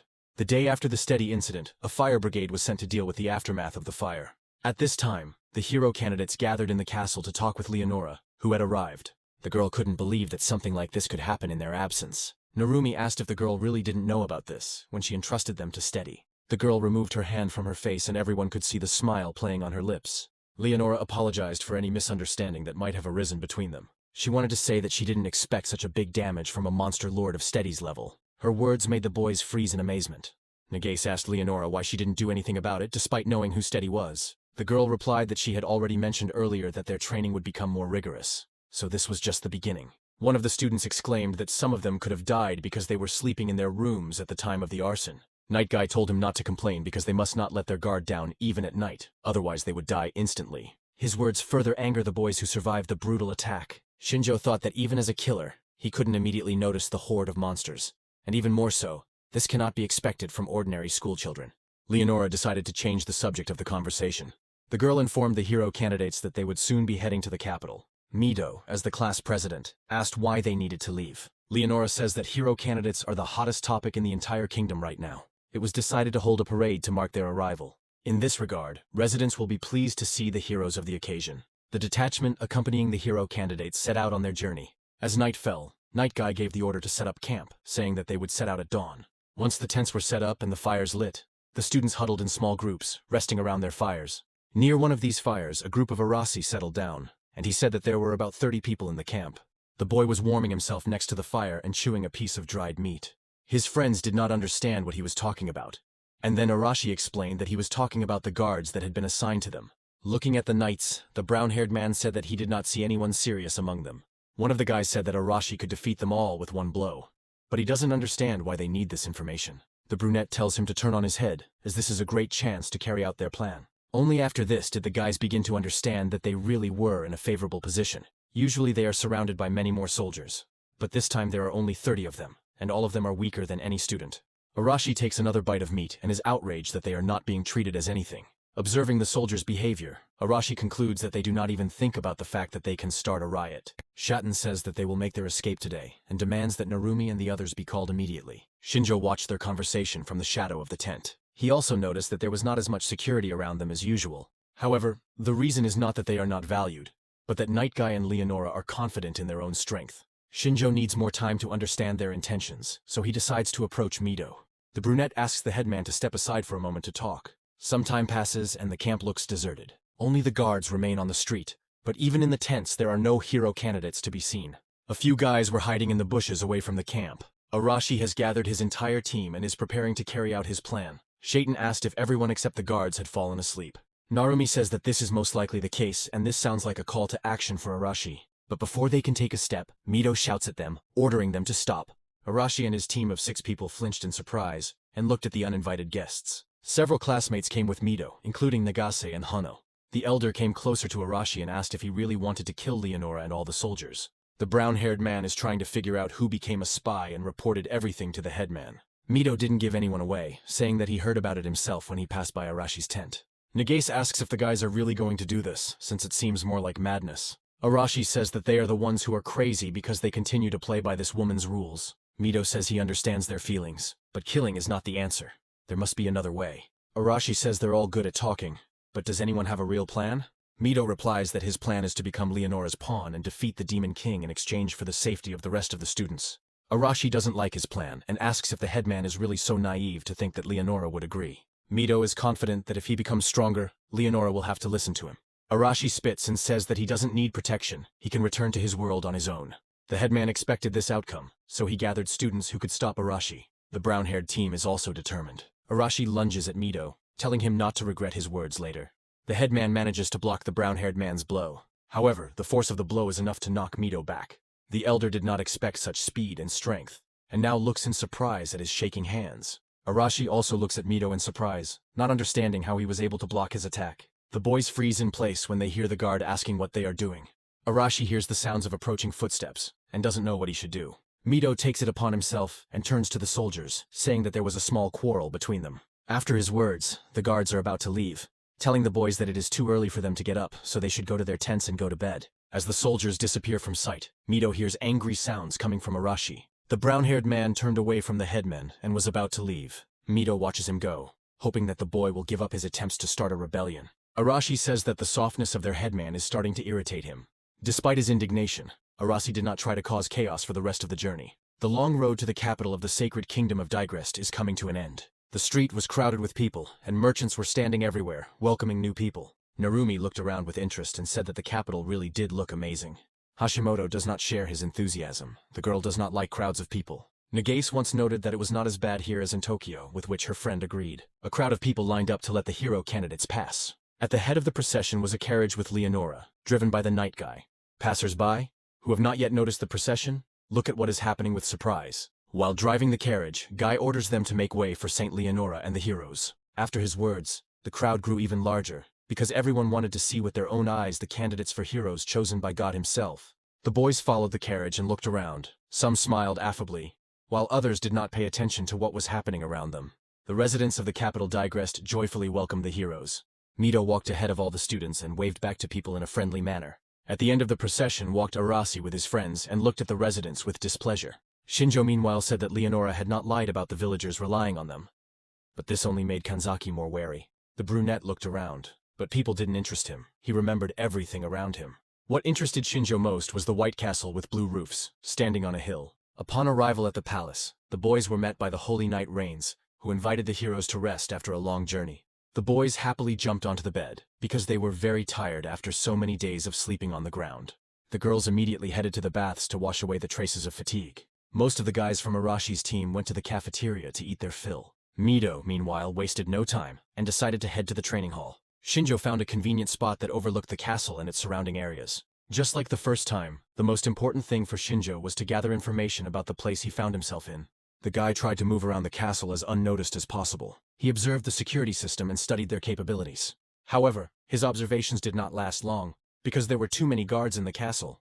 Walking along one of the corridors, the guy noticed a familiar person from the window. Standing next to the guard was the knight Rains, who met them and escorted them on the way to the castle. Shinjo jumped out of the window unnoticed and took a place under a tree, watching what was happening. The guard asked the knight about the hero candidates, and the man replied that they were resting in the guest rooms. He is asked if God really chose these children, and Rains says that these kids have powers that few can possess. The guards are concerned that inviting hero candidates to the capital may provoke the Demon King's believers. Another guard confirms his words, reporting suspicious actions on the part of the enemy. Watching their conversation, Shinju wondered who the Demon King's believers were. Knight Rains reassures them that they have nothing to fear as long as they have the hero candidates on their side. The man decides to end the conversation there, and says that they have to go, because training will start soon.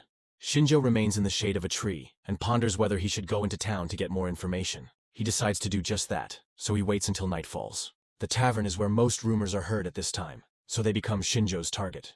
The guy goes into one of these establishments and sees quite a lively crowd. Shinjo approaches the main counter and, holding out a coin, asks for a glass of ale. The owner asks him to wait a minute and leaves. Shinjo overhears some of the villagers mocking the hero candidates, saying that they are too young and weak. But the controversy subsides when it comes to the fact that the heroes are chosen by a saint, which indicates that the church has great influence. A minute later, the tavern owner places his mug of ale in front of Shinjo. The brunette says that he is a wandering traveler and knows nothing about local traditions, so he asks permission to ask a few questions. Shinjo decides to first ask about who the Demon King believers are, citing what everyone is talking about. The old man immediately understands what the guy is talking about and asks if he knows that they are at war with the Demon King. The Demon King controls a huge army, making him seem all-powerful to many. Because of this, there were those among the people who admired and worshipped his power. The owner told us that recently sectarians have been raging throughout the country and recently blew up several aristocratic houses. Shinjo compares them to terrorists and says it sounds like a serious problem. The brunette found out everything he needed and, after sitting for a while for appearance's sake, went on.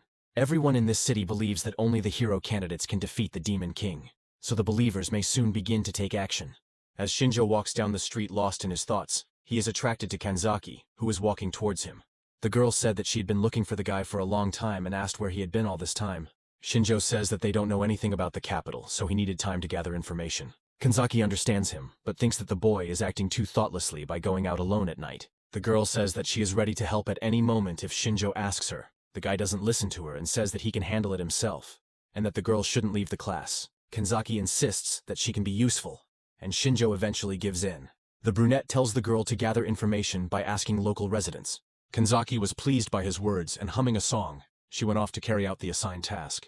While talking, the guys don't notice a dark silhouette in the crowd that has been watching them for a long time. The stranger smiles and continues to watch the hero candidates. After walking around the city a little more, Shinjo decides to return back to the castle. In the middle of the night he climbs through an open window. Throwing off his cloak, the guy thought that he hadn't learned anything useful, but what he had learned would be quite enough. While Shinjo was deep in thought, he heard someone's voices. The boy put his coat back on and walked to the door, listening. Shinjo decides to leave the room and see for himself. In one of the large rooms his classmates gathered and discussed something. Shinjo came closer and asked what happened, and one of his classmates told him that they couldn't find Kanzaki anywhere. Matano, who lives in the same room with her, noticed that she had not returned, so the boys started looking for her. Shinjo thought that he had also been absent for a long time, but perhaps they had not looked for him because he lived alone. Mito turned to Shinjo and asked if he knew anything about Kanzaki's location. The brunette replies that he doesn't know anything because he was in his room the whole time. The headman sighs sadly. Mito says that there is definitely no girl in the castle, so they need to split up and find her before it gets completely dark. Nagase says that Kanzaki can stand up for herself, but she doesn't resist the class president's suggestion. Shinjo thinks that in fact it is already deep night outside, so all the townspeople are already asleep. The guy decides that he is partly to blame for the girl's disappearance, so he decides to help in the search. He headed out into the city streets alone. He quickly managed to find the place where he and Kanzaki had parted ways. His eye fell on a piece of paper lying in the middle of an empty street. Coming closer, the boy saw that it was Kanzaki's student card. While he was looking at the map, a stranger began to approach him from behind. When the attackers decide that Shinjo is distracted, they jump out of their hiding places with the aim of killing the guy. The first person who approaches the brunette misses his target, due to Shinjo blocking his blow with his dagger. The brunette turns back and sees another person. Before he can be hit, Shinjo grabs his attacker's arm.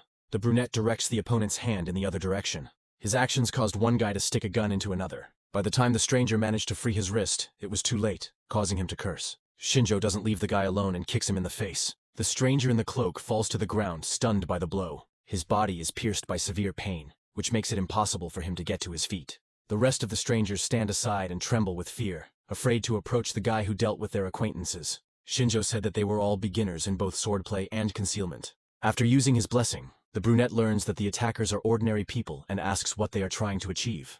The stranger is so afraid of Shinjo that he cannot say anything in response. The brunette is not going to back down and begins to approach the guy. Meanwhile, in one of the stone buildings, there is a gathering place for the sectarians. Kanzaki was captured, beaten and chained, leaving the girl looking angry but scared. She looks at her captors with anger. Two guys, one of whom is holding a whip in his hand, laugh at the girl, saying that they are very scared by her look. Kanzaki says that they can torture her as much as they want, but she won't tell them anything. The kidnappers say they want to know about the hero candidates and nothing more. One of the guys reaches out his hand to the defenseless girl. He grabs her by the collar of her shirt and pulls it hard, ripping the shirt across her chest. The kidnappers laugh at the embarrassed girl and ask how long she can endure this. While the boys are laughing and making fun of the girl, they let their guard down and don't notice Shinjo lurking around the corner. After using the blessing, the brunette learns that the kidnappers are just amateurs, so they couldn't have kidnapped Kanzaki themselves. Not intending to wait any longer, Shinjo throws throwing knives in their direction.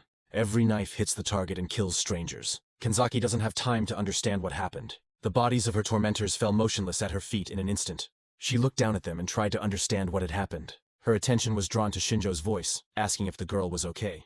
Kanzaki looked at her savior in surprise. While the guy was freeing her from the chains, the girl wanted to tell everything, but Shinjo interrupted her, saying that now was not the best time, and they needed to leave quickly. Having freed himself, Kanzaki thanks the brunette for his help. While Shinjo was looking around the place, something caught his attention. He rose to his feet abruptly and walked closer to Kanzaki. A glow was quickly approaching them from the darkness. A stranger in a blue robe runs towards them and prepares to strike. However, the blow lands on an empty floor, without hitting the girl and the guy. Shinjo reacts in time and, picking up the girl in his arms, jumps to the side. The man is surprised that the boys were able to dodge his sword. When the dust settles, we see Night Rains saying that they cannot be left alive. Shinjo unmistakably recognizes the man who greeted them as the Knight. Rains corrects him, introducing himself as the head of the Demon King's church. Shinjo prepares to attack and says that this country does not have much time left if the enemy has crept so close to the top of power. Rains also takes a combative stance, saying that once he kills all the hero candidates, they will be able to bring about the day of destruction. Shinjo let go of Kanzaki so that she wouldn't get caught in the fight. Rains decided that there was no time to waste, otherwise the other hero candidates might expose him. Shinjo uses his blessing on the knight to learn about his abilities. Thanks to this, the brunette learns that Rains has fencing skills and fire techniques. All the knight's indicators are at level B, which makes the man universal. At some point, Rains felt that Shinjo had become distracted. It is at this moment that the knight rushes into attack. Quickly approaching Shinjo, Rains raises his sword over him. However, he hits the floor again because the brunette manages to jump to the side in time. The man begins to get angry at his opponent's agility. He puts his hand forward and a pentagram appears on his palm. Rains uses his blessing and commands fire to burn his enemies. Fireballs emerge from the expanding pentagram and head towards Shinjo. The brunette jumps up, dodging the attack, and realizes that this is what the fire technique looks like. The fireballs fly past Shinjo's feet without harming him. But everything is not as simple as the guy might think. Rains appears next to Shinjo and swings his sword, saying that he won't be able to dodge in midair. The brunette tries to fight back and throws one of the daggers at the knight. Rains easily dodges the weapon and says that all of Shinjo's attempts are useless. At the knight's command, his sword is enveloped in flames. Rains raises his flaming sword and says that this is the end of Shinjo. But before the attack reaches the hero candidate, a gunshot is heard. Sensing that the situation had taken an unfavorable turn, Shinjo pulled out his pistol and fired. The field hit the surprised knight right on the head. Shinjo lands on the floor, still holding the gun in his hand. At this time, Rains falls down dead. Shinjo looks at the pistol in his hand with sadness. As he puts it away in his cloak, the boy thinks that he didn't want to use it because the ammo was limited. Shinjo agrees with Rains that the jump was a bad move, and decides that he needs to hone his close combat skills. A surprised Kanzaki peeks out from around the corner and asks if Shinjo really has a gun on him. The brunette says that this will happen naturally, because he is a hired killer, to which the girl expresses her dissatisfaction. But despite her words, the girl once again thanks Shinjo for coming to save her. The guy says it's just a coincidence, and asks why Kanzaki didn't use her control power. The girl explains that the handcuffs she was handcuffed with are blocking the power of the blessing. The guy thinks about her words and picks up the girl's cape from the floor. Having covered the girl, Shinjo turns towards the exit and says that it is time for them to leave. Kanzaki tells the boy that these people are going to attack their classmates. Shinjo replies that he already knows everything, because the guy who attacked him on the street told him about it. The brunette remembers the guy who begged him for mercy. Stroking the dagger, Shinjo replied that it all depended on how the boy behaved. The guy said that he was ordered to do this, because the very existence of hero candidates is an insult to the Demon King. Holding a knife to the cultist's throat, Shinjo asked what they had done to Kanzaki. The guy replied that the girl was still alive because they planned to use her during the attack on the rest of the heroes. At this point, the interrogation of the sectarian came to an end, and it began to get light outside. Kanzaki and Shinjo walked towards the castle, and the boy said that, unlike Steady, the curse did not silence the cultists. This indicates that they do not cooperate with demons. Kanzaki thought that the people in this world were their allies. But everything was not as simple as it seemed at first glance. Shinjo tells the girl not to relax, because that's what those sextants were able to handcuff her for. Kanzaki replied that they were polite at first, but Shinjo reminded her that enemies could be humans as well as demons. The girl turns away, saying that she will not be so naive again. While they were talking, Mito's voice was heard. Turning around, the girl saw the headman waving his hand and pointing in their direction. The guy was very happy that they managed to find Kanzaki. Mito is glad that the boys are safe, and the girl apologizes for making them worry. The headman says that the main thing is that the boys were not hurt, and asks if Shinjo found the girl. The brunette replies that this is true and asks Mito to step aside and talk. According to him, the headman understands that something did happen. While the villagers were still asleep, Shinjo told Mito what he had learned about the Demon King's church. It tells the story of a group of fanatics who believe in the omnipotence of the Demon King and want to kill the hero candidates. Mito thinks that, unlike monsters, people will be much more difficult to detect. Shinjo agrees with him and says that they need to warn the rest of their classmates about the danger. The headman thinks that they should tell Leonora about this so that they can have more security assigned to them. Kanzaki replies that even if they tell Leonora everything, she will say that they must stand up for themselves. Mito says that they still need to tell the guys everything and decide what to do next. Their conversation is interrupted by a thunderous explosion. A cloud of smoke appeared from the side of one of the houses. The next second, the sound of footsteps was heard. The cultists surrounded Kanzaki, Shinjo, and Mito. Many armed men gathered around them. Their appearance was no different from the rest of the Demon King's followers. Mito suggested that the cultists were attacking the points where the Kanzaki search teams were located. Shinjo warns that the cultists are approaching. The hero candidates prepare for battle and take up a defensive position, standing with their backs to each other. Smoke from the explosions began to fill the street. A small squad of candidate heroes prepared to fight. Not only they were trapped, other guys were also surrounded, and one of those teams included Narumi and Hashimoto. On the other team is Nagase and her friends. Arasi and his friends ended up in the last one. Analysis of the opponents revealed that all the sectarians do not have any special skills. Based on their skills, Shinjo sees that the 6 cultists are weaker than Rain's in skills. With a battle cry, the sectarian battle squad rushed into the attack. The hero candidates remained calm and prepared to defend themselves. Shinjo assessed the situation and told Kanzaki to use control power. Following his instructions, the girl put her hand forward and ordered everyone to stop. In the blink of an eye, the attackers froze in place, unable to move. Shinjo immediately took out his throwing knives and threw them towards the attackers. Each of the daggers reached its target without hindrance.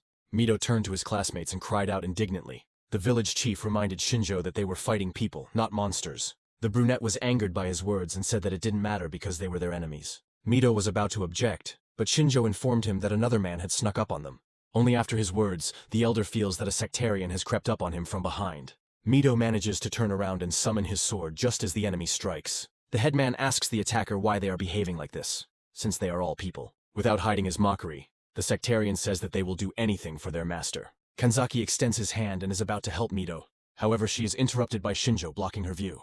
The guy tells her not to interfere, as it's time for Mito to stop being so soft. The elder's sword blinds the cultist for a moment. When he comes to, he sees that his sword has broken under Mito's power. The man looks at the broken weapon with fear. Mito says that if the man surrenders now, he will spare him. The sectarian gets angry at his words and starts yelling at the guy. Without losing his zeal, the man raises the now broken weapon over Mito. The headman did not expect such a reaction from a man who found himself in a hopeless situation. Therefore, Mito does not have time to dodge and the sword wounds his hand. Realizing that he had managed to wound the hero candidate himself, the man burst into malicious laughter. Mito looked at him in amazement and did not understand why everything was happening this way. Realizing that no amount of persuasion would help, the elder raised his sword and struck the sectarian. The man is seriously injured and falls to the ground. Mito looks at him in surprise. The half-dead sectarian, laughing with anger, crawls towards the guy, not intending to give up until the very end. Shinjo approaches Mito and tells the guy to finish off the man. The headman says that nothing can help him anyway. Shinjo responds that they cannot be 100% sure of this, so they must eliminate the threat. Mito asks why the brunette is so calm, and he replies that the class president must choose whether to kill the man now, or wait until he attacks one of their classmates. Shinjo reproaches the class president for being the strongest in the class, but unable to make a decision. Seeing doubt in Mito's eyes, the boy asks what is more important to him, the life of a stranger or the lives of his classmates. The headman is silent for a few seconds, after which he says that he understands everything. Mito moves towards the man and delivers the finishing blow. Having finished, the headman turned to the boys and told them to help the others. Meanwhile, we are transported to one of the city streets. This group of cultists had the misfortune of encountering Arashi's team. The guy is already holding the last surviving person by the neck. He can't say anything to the hero candidate because he's suffocating. Arashi looks at the suffering man with an evil smile on his face. The guy clenches his hand into a fist and builds up the force of the explosion. The next moment, he points his fist towards the cultist. Arashi seems to be happy to have the opportunity to fight someone. At this time, the man who was burned by the explosion falls to the ground. His classmates turn around and smile, saying that the guy is merciless. The other team is also doing quite well on offense. Nagase uses his firepower to help the others. One swing of her hand is enough to burn several opponents to ashes. However, the sectarians continue to arrive time after time.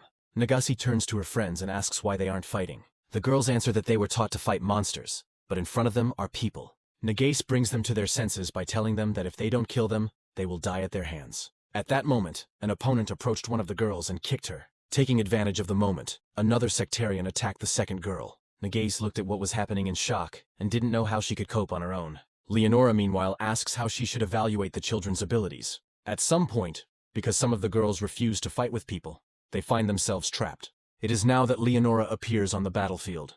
The sectarians turn around and look at the saint with horror. Some of the Demon King's followers are starting to get angry. With a smile on her face, Leonora says that the hero candidates are under her command, so it is not surprising that she helps them in times of danger. The cultists began to surround the girl, saying that she could not do anything without the knights. The girl replies with a smile that they are all just a group of amateurs, so they are not her opponents. One man can't take it anymore and attacks Leonora, ordering her to shut up.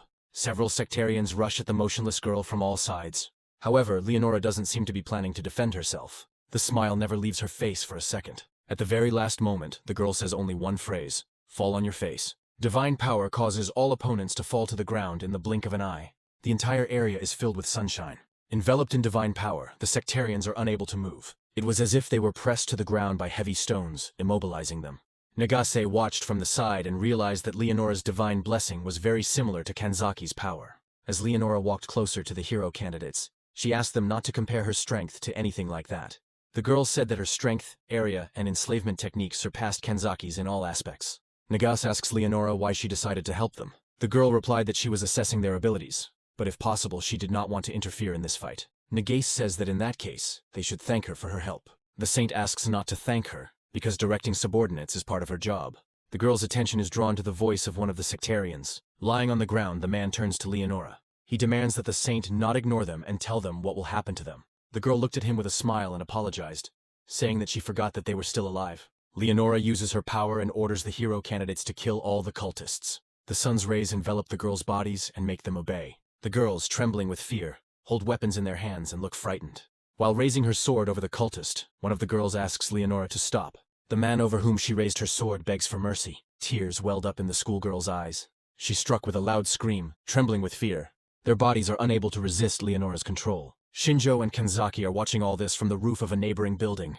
They see Leonora standing still and watching as the hero candidates, driven by her control, kill the unresisting cultists. Shinjo realizes that this is exactly what her third-level enslavement technique looks like. Kanzaki says that Leonora's power far exceeds her own, as she was able to control a huge number of people. Watching everything that was happening in the square, something was bothering Shinjo. He thought that they definitely needed to figure out how to resist Leonora. All teams coped with the attack. After this, it was decided to return back to the castle. Half a day has passed since the attack of the Demon King's believers. All the guys gathered in the large hall discussing what happened. At that moment, Nagase entered. Hashimoto approached the girl and asked how the others were feeling.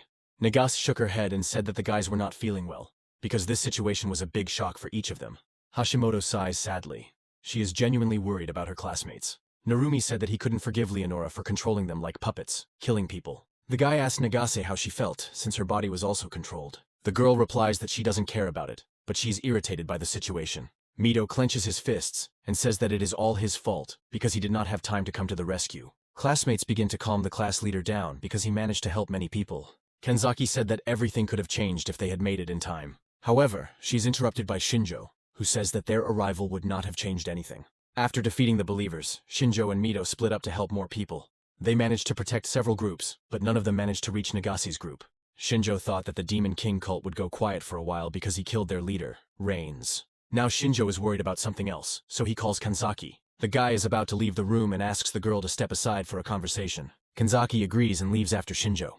The boy and girl enter Shinjo's bedroom and close the door behind them. Kanzaki immediately asks the guy what he has in mind. The brunette says he has a plan to counter Leonora's enslavement technology. However, to do this, he will need the help of someone with similar strength. That is, the help of Kanzaki. The girl is embarrassed, but replies that she doesn't see any problems with his proposal. Kanzaki asks what she needs to do.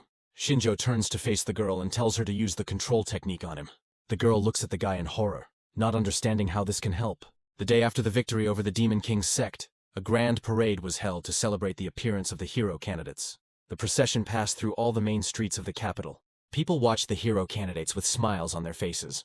The battle with the cult showed the townspeople how strong the candidates were. Thanks to their victory, the guys were able to win people's hearts. The candidates rode on horseback and waved greetings to the townspeople. Some were worried because they had never ridden a horse, while others were relaxed. Kanzaki and Shinjo walked next to each other, and the girl looked worried. All Shinjo could think about at that moment was whether Leonora could have planned all of this from the very beginning. If this turns out to be true, the girl will become an extremely dangerous opponent. The parade ends near the main gate leading to the castle. All the boys gather in front of Leonora and the night guy. The saint says that their work is now finished, and they can head back to the temple city of Alpha. Kanzaki doesn't understand what this place is, and then Shinjo assumes that it is the city where they were summoned. Mito asks Leonora in surprise if she is going to return with them. The girl said that she still needed to deal with the aftermath of the incident, so Guy would accompany the guys. Nagase jokes that their dorm also burned down at one time, so this is a favorite maneuver of demons. However, few people laugh at the joke, which makes the girl turn her attention back. Her friends have not yet recovered from the incident in which Leonora took part, so they look tired and depressed. Nagase approaches a girl named Naomi and asks if she is okay. With tears in her eyes, the girl replies that she is fine and asks not to pay attention to her. Suddenly, a smiling Leonora appears next to Naomi and asks if the girls are doing well. The blonde is so frightened by the appearance of the saint that she screams. She steps back but trips over her own feet. Nagus manages to run up and supports the girl, saving her from falling to the ground. Naomi says haltingly that she is fine. Leonora says that since nothing terrible has happened, she will leave them. Nagase angrily shouts at Leonora, who pretends not to understand anything. The saint was already leaving at that moment, but after the girl's words, she stopped. Naomi felt sick and lay down on Nagase's lap, asking the girl to stop. A smile blossomed on Leonora's face again. After that, she continued on her way, saying that they would see each other again. All the students saw the saint off with angry expressions on their faces. Even Mito was no exception. Shinjo watched silently from the sidelines. Arasi smiled in turn, as if to say that he was right about Leonora. When the saint disappeared behind the gate, the night guy gave the order to advance. The boys spent the whole day on the road, and when night fell, they set up camp. This time there was no trace left of the previous fun. After waiting until it got dark, Arashi got up and went towards the forest. His team followed him. This time Shinjo did not react to their actions in any way. However, from their behavior, the brunette realized that they were prepared. Kanzaki sat next to Shinjo and asked if they had really decided to carry out their plan. The guy says that they decided to do this because Leonora is not around and only 30 people are guarding them. Even Shinjo thinks that this is the most opportune moment to kill Guy. And given all the circumstances, the guy is not going to stop this spectacle. At this time, the guys began to carry out their plan. Narumi lured the night guy into the forest under the pretext of seeing a dragon-like monster. The guy assures the knight that the lizard was recently right in the place where they are. Guy looks around and says that they are near the main road to the capital, so they should inform the tamers about the monster so that no one gets hurt. Suddenly Narumi screams as if he was scared of something. The guy points to the side, saying that the monster is there, to which Guy takes a fighting stance. However, at that very moment, Arashi approaches him from behind, catching the knight off guard. Without hesitation, Arashi casts her blessing and causes a massive explosion. Narumi manages to fly into the air and says that it was dangerous because he could have been hit too. The explosion fails to kill Guy and he jumps out of the dust that rises into the air. Due to the unexpected moment, the knight was seriously injured. His body was scorched by fire, and blood was running down his face. The man turned back and called out to Arashi in anger. The guy stood at the sight of the explosion and shook himself off, saying that he hit with all his might. But the knight still did not die.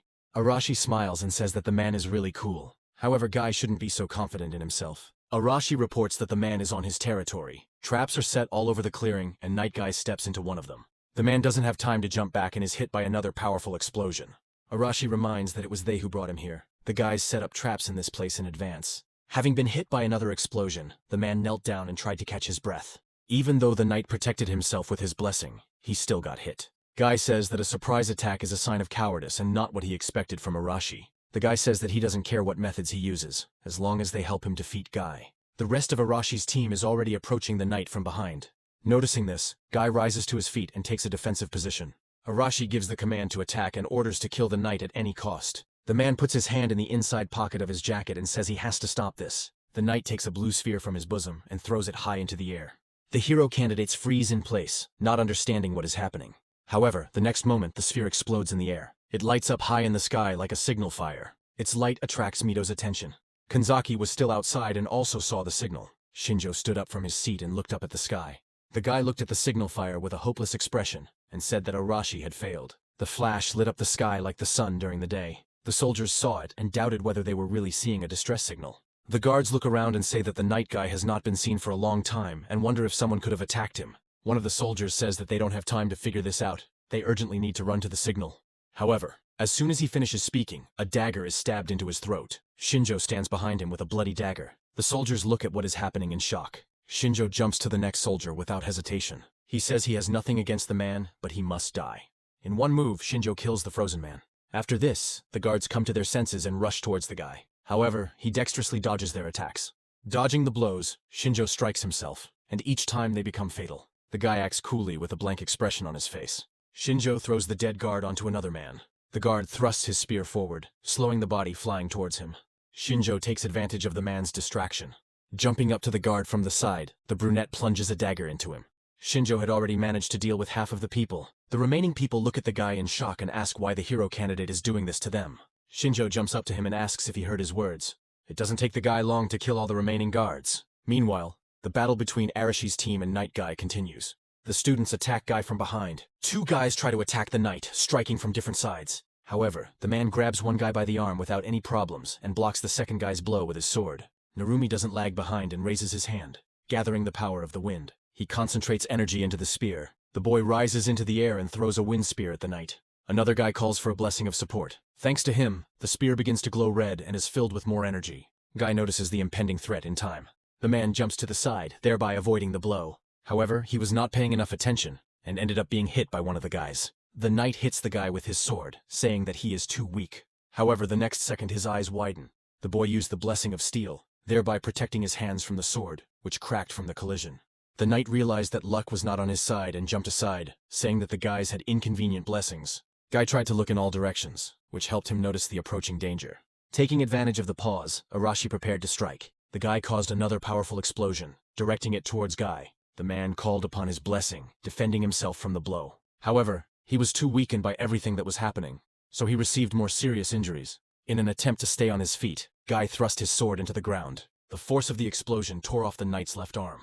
Arashi laughed at him, saying that the man was too stubborn. Narumi said that most likely Guy had signaled for backup, so the guy decided to try to buy time. The knight stopped them, saying that none of this mattered now. Leonora was approaching them from the forest, and she grinned at the fact that the boys had managed to corner Guy. Even Arashi looked scared by Leonora's sudden appearance. Meanwhile, the surviving soldiers in the camp were already tied up. Mido and the other guys came up and asked Kanzaki what was going on. The girl controlled one of the guards, forcing him to tie up his colleagues. Kanzaki chuckled, saying that she was just following orders. Mido didn't understand what she was talking about, because he didn't know who the girl was subordinate to.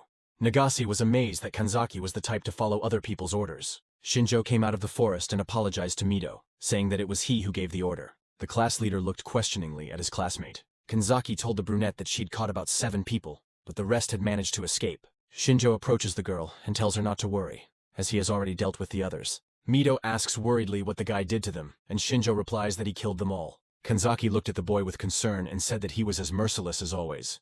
Mido asked Shinjo why he did this. The brunette said that he decided to deal with them while Arashi was fighting Guy. Mido realizes that this is why he couldn't find Arashi anywhere.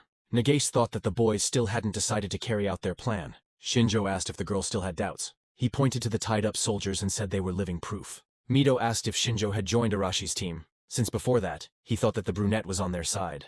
Shinjo interrupts him and says that he has always been only on his own side. The brunette reminded the headman that he was not the priority right now, so he should direct his anger at Arashi. Mido realizes that Shinjo is right, so he steps away, saying that he will deal with him later. The class president leads the rest of his classmates away. Now their main goal is to establish Arashi. Leonora appears in the clearing next to Guy and smirks at the man being cornered. The knight looks at the girl with joy and says that old age is taking its toll. Narumi looks at all this from above and asks Arashi what they will do next. The rest of the students froze in place, waiting for the command from Arashi. The guy says they have no choice but to see things through. The boys began to doubt this idea because they knew they would not be able to resist Leonora's control. The girl confirms their words, but says that the effect of her blessing works weaker on strong people. However, she says that all the hero candidates are like children compared to her unrivaled technique. Arashi says that Leonora was a coward because she would never win in a fair fight. The girl thinks for a moment, then smirks. She says that Arashi resorted to a cheap provocation, but she decided to give in to it and break all the guy's claws. Guy says that he expected this from Leonora, but tries to convince the girl otherwise. The girl interrupts him and asks if the knight remembers that she is a saint. Leonora reminds that God loves her more than anyone else present here. As the girl gets closer to the knight, Arashi decides to take action and runs towards them. Guy is about to rise from his knees and shield Leonora. However, she puts her hand in front of him, thereby forcing him to stay in his place. The smile disappears from the girl's face and she calls upon the earth. The ground beneath her feet instantly begins to move. Before Arashi can reach the girl, the ground rises up and hits the boy. The blow was delivered with such force that the guy froze in place. However, Leonora does not stop, and this time she calls upon the wind. Arashi doesn't have time to recover from the first blow before the ground beneath his feet disappears. Caught in the wind, the boy flies away. At this moment, a tornado forms around Leonora. Narumi uses her blessing to fly up and catch the unconscious Arashi. The remaining students look up at the sky in fear and try to shout to their leader. This only attracts the attention of Leonora, who summons fire. One of the students is engulfed in flames and causes him to scream in pain. Leonora does not stop and this time calls upon the power of water. The student standing behind her is enveloped in water, trapping him in a kind of bubble. The guy is screaming in panic that he can't breathe and asking someone to help him. However, no one dares to come closer, and eventually the guy loses consciousness. Only after that the bubble releases him.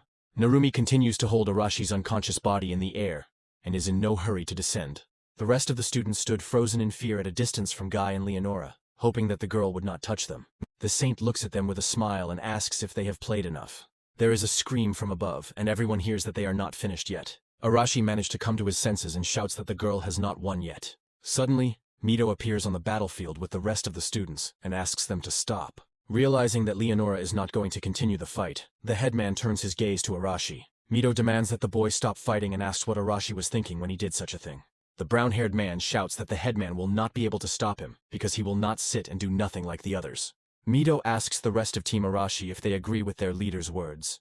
Narumi apologizes to the class president and says that she can't trust Leonora and Guy. Nagase says that she agrees with Narumi on this, and Mito can't say anything in their defense. The girl asks if they should join Arashi if the fight has already begun. Hashimoto scolds Nagase for her words and says that not everything can be solved with brute force. Mito is confused by this whole situation because he can't say that Arashi is wrong, but he also can't force his classmates to endure bad treatment. Leonora chuckled, saying that the split in their group had come much faster than she had expected. The girl looks menacingly at the boys and says that the riot has already begun, so they can't just disperse and pretend like nothing happened. The students froze in place at her words. Even those who did not take part in the rebellion felt the danger emanating from Leonora. Someone looked at the girl as if he expected this outcome. Mito stood frozen in surprise and could not understand what exactly the saint's words meant. Leonora puts her hand in front of her and calls upon the fierce wind. Narumi doesn't want to see his friends get hurt, so he interferes with Leonora's airflow by summoning his own. Two tornadoes begin to merge into one, trying to destroy each other. The guys on the ground are trying to duck to avoid being caught in the wind currents. However, Leonora does not look scared. She calmly watches what is happening with a smile on her face. Narumi realizes that he is unable to resist the power of the saint. The next moment, they and Arashi are caught up in the wind currents and carried in different directions. The rest of the students are also under attack. As the tornado begins to weaken, Mito is thrown aside but lands safely on his feet. The rest of the students are not so lucky and can barely get up from the ground. Many were injured when they were caught in the air whirlpool. Someone was hurt worse because they landed badly. Mito looks around fearfully and asks his classmates if everything is okay. Arashi approaches the elder from the side, with blood running down his face from his broken head. The guy tells Mito to stop panicking since none of them died. Arashi says that the chief cannot protect them all, so it is time to make a decision, because at this rate, Leonora will deal with everyone. Mito realizes that the situation is hopeless, so he summons his sword and sets out to protect his friends. Nagase's voice can be heard from behind, happy that the headman has finally gotten it. The girl summons fire and says that her patience has long been at its limit. Hashimoto says he doesn't really want to get involved in all this, but they're in a bind. Leonora watched everything that was happening calmly, but did not interfere. Now the class united against a common enemy and stood up to protect those who could no longer fight. Leonora looks at them with a smile and wants to remind the children why she is so valuable. For a moment we are transported into the depths of the forest, not far from the battlefield. Kanzaki peeks out from behind a tree and asks what they will do now. Shinjo stands calmly, leaning against a tree, and says that their time has not yet come. They plan to engage in battle the moment Leonora uses her enslavement technique, and until then, their classmates will do all the dirty work. It had already been deep into the night outside, and the source of light was the full moon in the sky. Leonora stood next to Guy, and around them lay many wind-blown trees. Opposite them stood Arashi, Narumi, Mito, Nagase, and Hashimoto, ready to enter the fight at any moment. Unexpectedly, Leonora's attention is drawn to Guy, who until that moment was behind the girl. The man rises from his knees and walks around the girl, asking permission to enter the fight first. The girl agrees with him, and stretching out her hand forward, uses force, saying that she must help the knight with his wounds. Guy freezes in place, feeling Leonora's divine power fill and envelop his body. The arm that was torn off by Arashi's blow begins to recover. The knight closes his eyes, feeling the pain in his body go away, and he becomes filled with strength again. When the divine power ends, Guy grabs the hilt of the sword with both hands. The man has fully recovered, and is now ready to once again fight against the hero candidates. The 5 students prepared to fight the strongest knight. Guy's sword did not waver, and he took his position. Narumi looked at the recovered knight with disappointment, and said that they had spent a lot of effort to defeat him. Nagase says that they too have more strength now that they are united and fighting together. Leonora spreads her arms and tells the children to start whenever it is convenient for them, because this will be a great test for them. The girl also reminds that if the guys cannot defeat them, then they will no longer be able to become heroes. Mito decides to attack first and asks the others to cover him. The swords of the elder and the night guy meet, causing sparks to appear around. The swords crossed and, looking closely, the knight saw that Mito had almost cut his sword. Guy looks at the result of one blow from the guy in fear. The man decides to jump to the side. Looking at the damaged sword, Guy realizes that he won't be able to simply block Mito's attacks. Leonora summons ice and commands it to take on a new form and pierce her target. The ice takes the form of icicles and rushes towards Mito. Nagace summons fire and directs it towards the danger, saying it will melt them.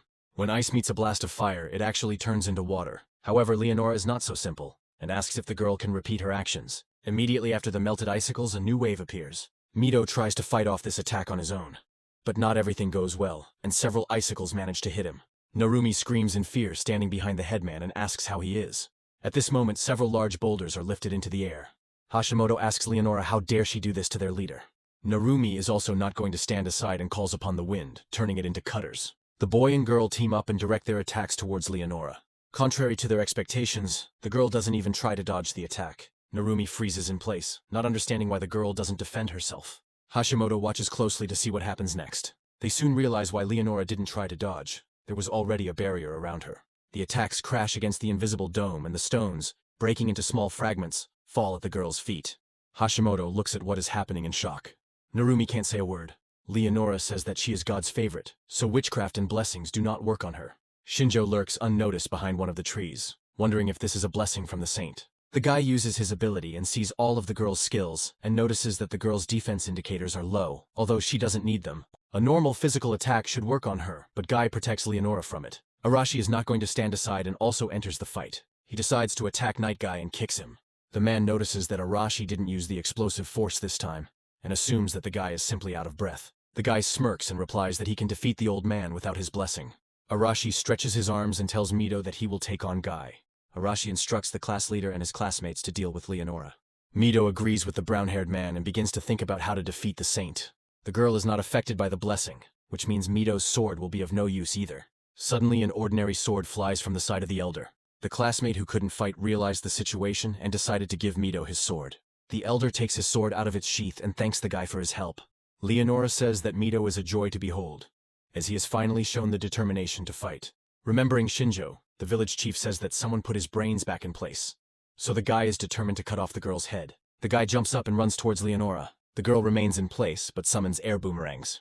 Mito jumps to the side, trying to avoid colliding with the obstacle. It's not possible to simply dodge, so the guy starts fighting back with his sword. Nagase and Narumi are unable to help either Arashi or Narumi at the moment, so they are waiting for the right moment. Hashimoto says all they can do is watch them and stay out of the way. The girl leaves Mito with Narumi and Nagase, and she carefully watches the fight between the Night Guy and Arashi. Guy and Arashi do not use their blessings and fight in close combat. The guy is about to strike the knight in the face, but he successfully dodges the attack. As Guy tries to find his balance after dodging, Arashi crouches down and knocks the man down. The knight looks at what is happening in shock.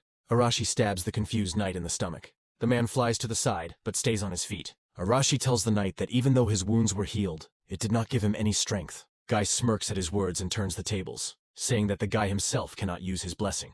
Meanwhile, Leonora directs fireballs towards Mito. The guy jumps to the side, dodging each attack, but moving further and further away. Mito understands that the girl is trying to get rid of the guy with such actions before he can get to her. The headman's eyes begin to glow, and he thinks that there must be a way to defeat Leonora. Eleanor stops her attacks the moment Mito gets far enough away. The boy tries to figure out what to do next while his classmates watch over him from behind. Leonora says that she expected nothing less from Mito's boyfriend, since only a few can so deftly dodge her technique. The village chief thinks that he either needs to find a way to get closer to the girl, or find an opportunity to attack from a distance. The blessing doesn't work on Leonora, so Nagase and the others can't help him, and the saint specializes in long-range attacks. Mito decides to close the distance between them by any means necessary and act as quickly as possible. Leonora sees that the guy is enveloped in an unfamiliar glow, and now she looks a little confused. Mito takes off with such force that his footprints leave marks on the ground. Leonora reaches out and calls upon the power of the wind. Streams of wind turn into arrows that try to hit the attacking elder. However, he dodges the attack with great speed like lightning. The guy inevitably approaches his goal at an incredible speed. For the first time in the entire battle, Leonora changes her position and sits down on the ground. Touching the ground with her hand, the girl uses the diving technique. The ground beneath Mido's feet becomes like quicksand and begins to pull the boy down. The elder freezes in place and the glow begins to fade. At this time, Leonora calls upon the power of fire. She points it at Mido and he is engulfed in flames, causing him to scream in pain. Nagase and Narumi, who were watching from the side, rushed to help the headman, but it was too late. Leonora thought that Mido had been unknowingly strengthening his body with magic all this time, and was able to release all his power outward at once. Looking at the unconscious headman, the girl admitted that he had incredible talent, but he was still far from her level. Meanwhile, Arashi and Guy continued their battle. Looking at his hands, the guy thinks that he won't be able to use the explosion, so he needs to come up with another way to defeat the knight. Guy says he sees doubt on Arashi's face and seizes the moment to rush into the attack. The guy doesn't have time to react and gets hit. Arashi is slashed across the chest by a sword and cries out in pain as he falls to his knees. Clutching his wound, the boy cannot understand why he cannot defeat some old man. Guy approaches him and asks if this is all that Arashi can do without a blessing. The guy remembers everything he has gone through in his entire life, and cannot come to terms with the fact that he will lose so easily. Arashi thinks that he is strong enough to win even without his explosions. Ignoring the sword leaning against his shoulder, the boy rises to his feet. Guy looks at Arashi in surprise and asks how he can still stand on his feet. The sword cuts through the clothes and digs into the guy's shoulder, but he doesn't intend to stop. The knight watches in shock as the boy actually hurts himself by pushing against the sword. Taking advantage of his confusion, Arashi raises his hand to strike. The guy delivers a crushing blow to the opponent's face. Despite all his wounds, Arashi looks more angry than before. From the force of the blow, Guy flies to the side, no longer able to stand on his feet. With one blow, Arashi not only knocked out several of the knight's teeth, but also sent him into unconsciousness. Taking the sword out of his shoulder, the boy told Guy that he had won. Meanwhile, Mido remembers the time he and his class spent in their world, and thinks that it is his responsibility to protect them all. The headman rises from the ground and realizes that he cannot watch his friends suffer. Leonora was about to attack the rest of the guys, but her attention was drawn to Mido, who stood up and was surrounded by lightning.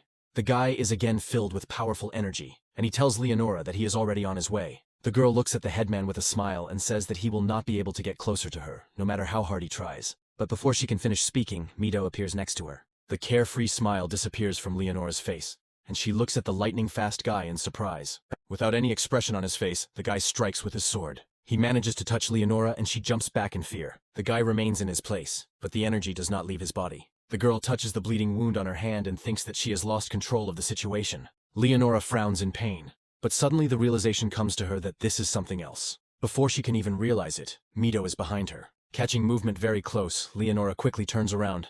The girl uses the power of ice and creates a barrier between herself and Mido. However, the guy breaks the ice wall with one blow. Shards of her own magic fly at Leonora, forcing her to retreat. Previously, no one could make the girl move.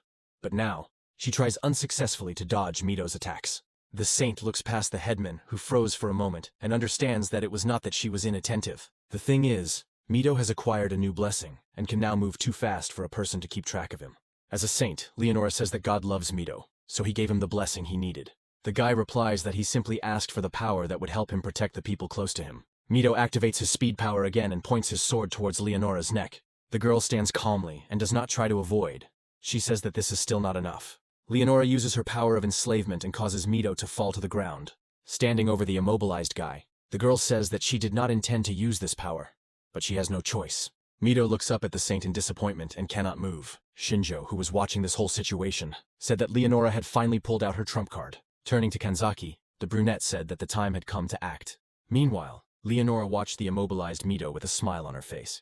It was as if a powerful seal had been placed on the guy. The girl says that she didn't intend to use the enslavement technique, but Mido lives up to her expectations. The headman tries to fight, but the more he resists, the more pressure is put on him.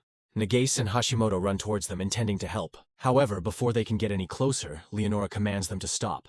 All the students are overcome by the holy power, causing them to freeze in place. Narumi tried to take some action, but found himself completely immobilized. Leonora says that all the boys worked well, so she will consider them to have passed the test. The girl looks around in search of her knight.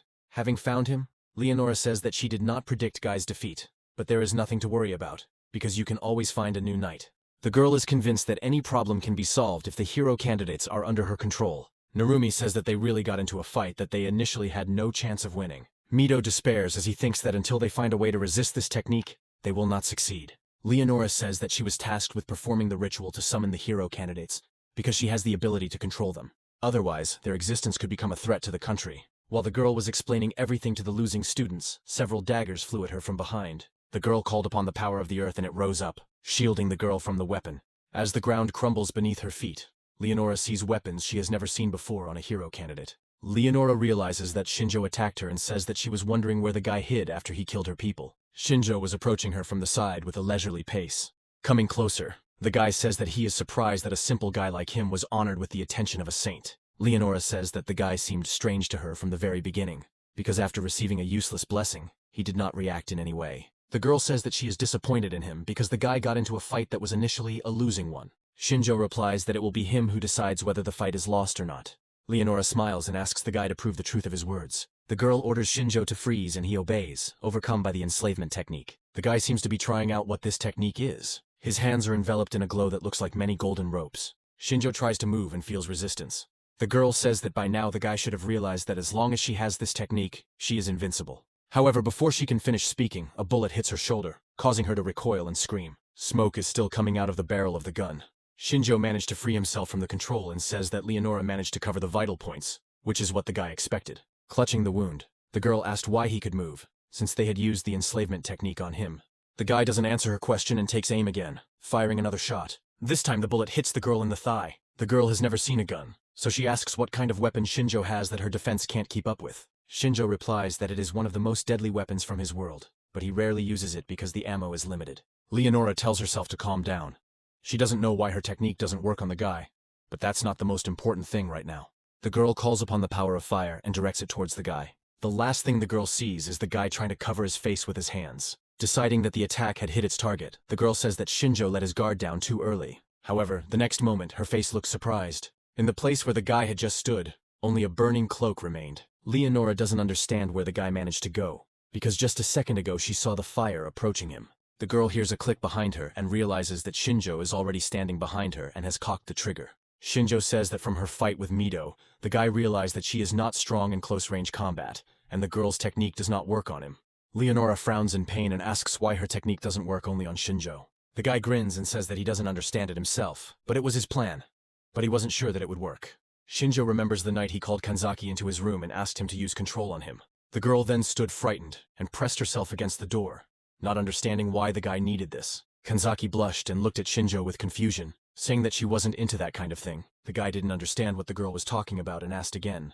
Shinjo said that while researching the materials on techniques, he did not find information on the enslavement technique, but instead read about one interesting fact. The guy explains that if two subjugation-type techniques are applied to a person, the technique that was applied first takes priority. The girl asks if it's true that if she casts a control technique on the guy, Leonora's enslavement technique won't be effective. Shinjo thinks that this is the case, and it might also work if Kanzaki's technique is stronger than Leonora's defense. The girl is surprised by his assumptions, because her technique cannot be compared with the powers of the saint.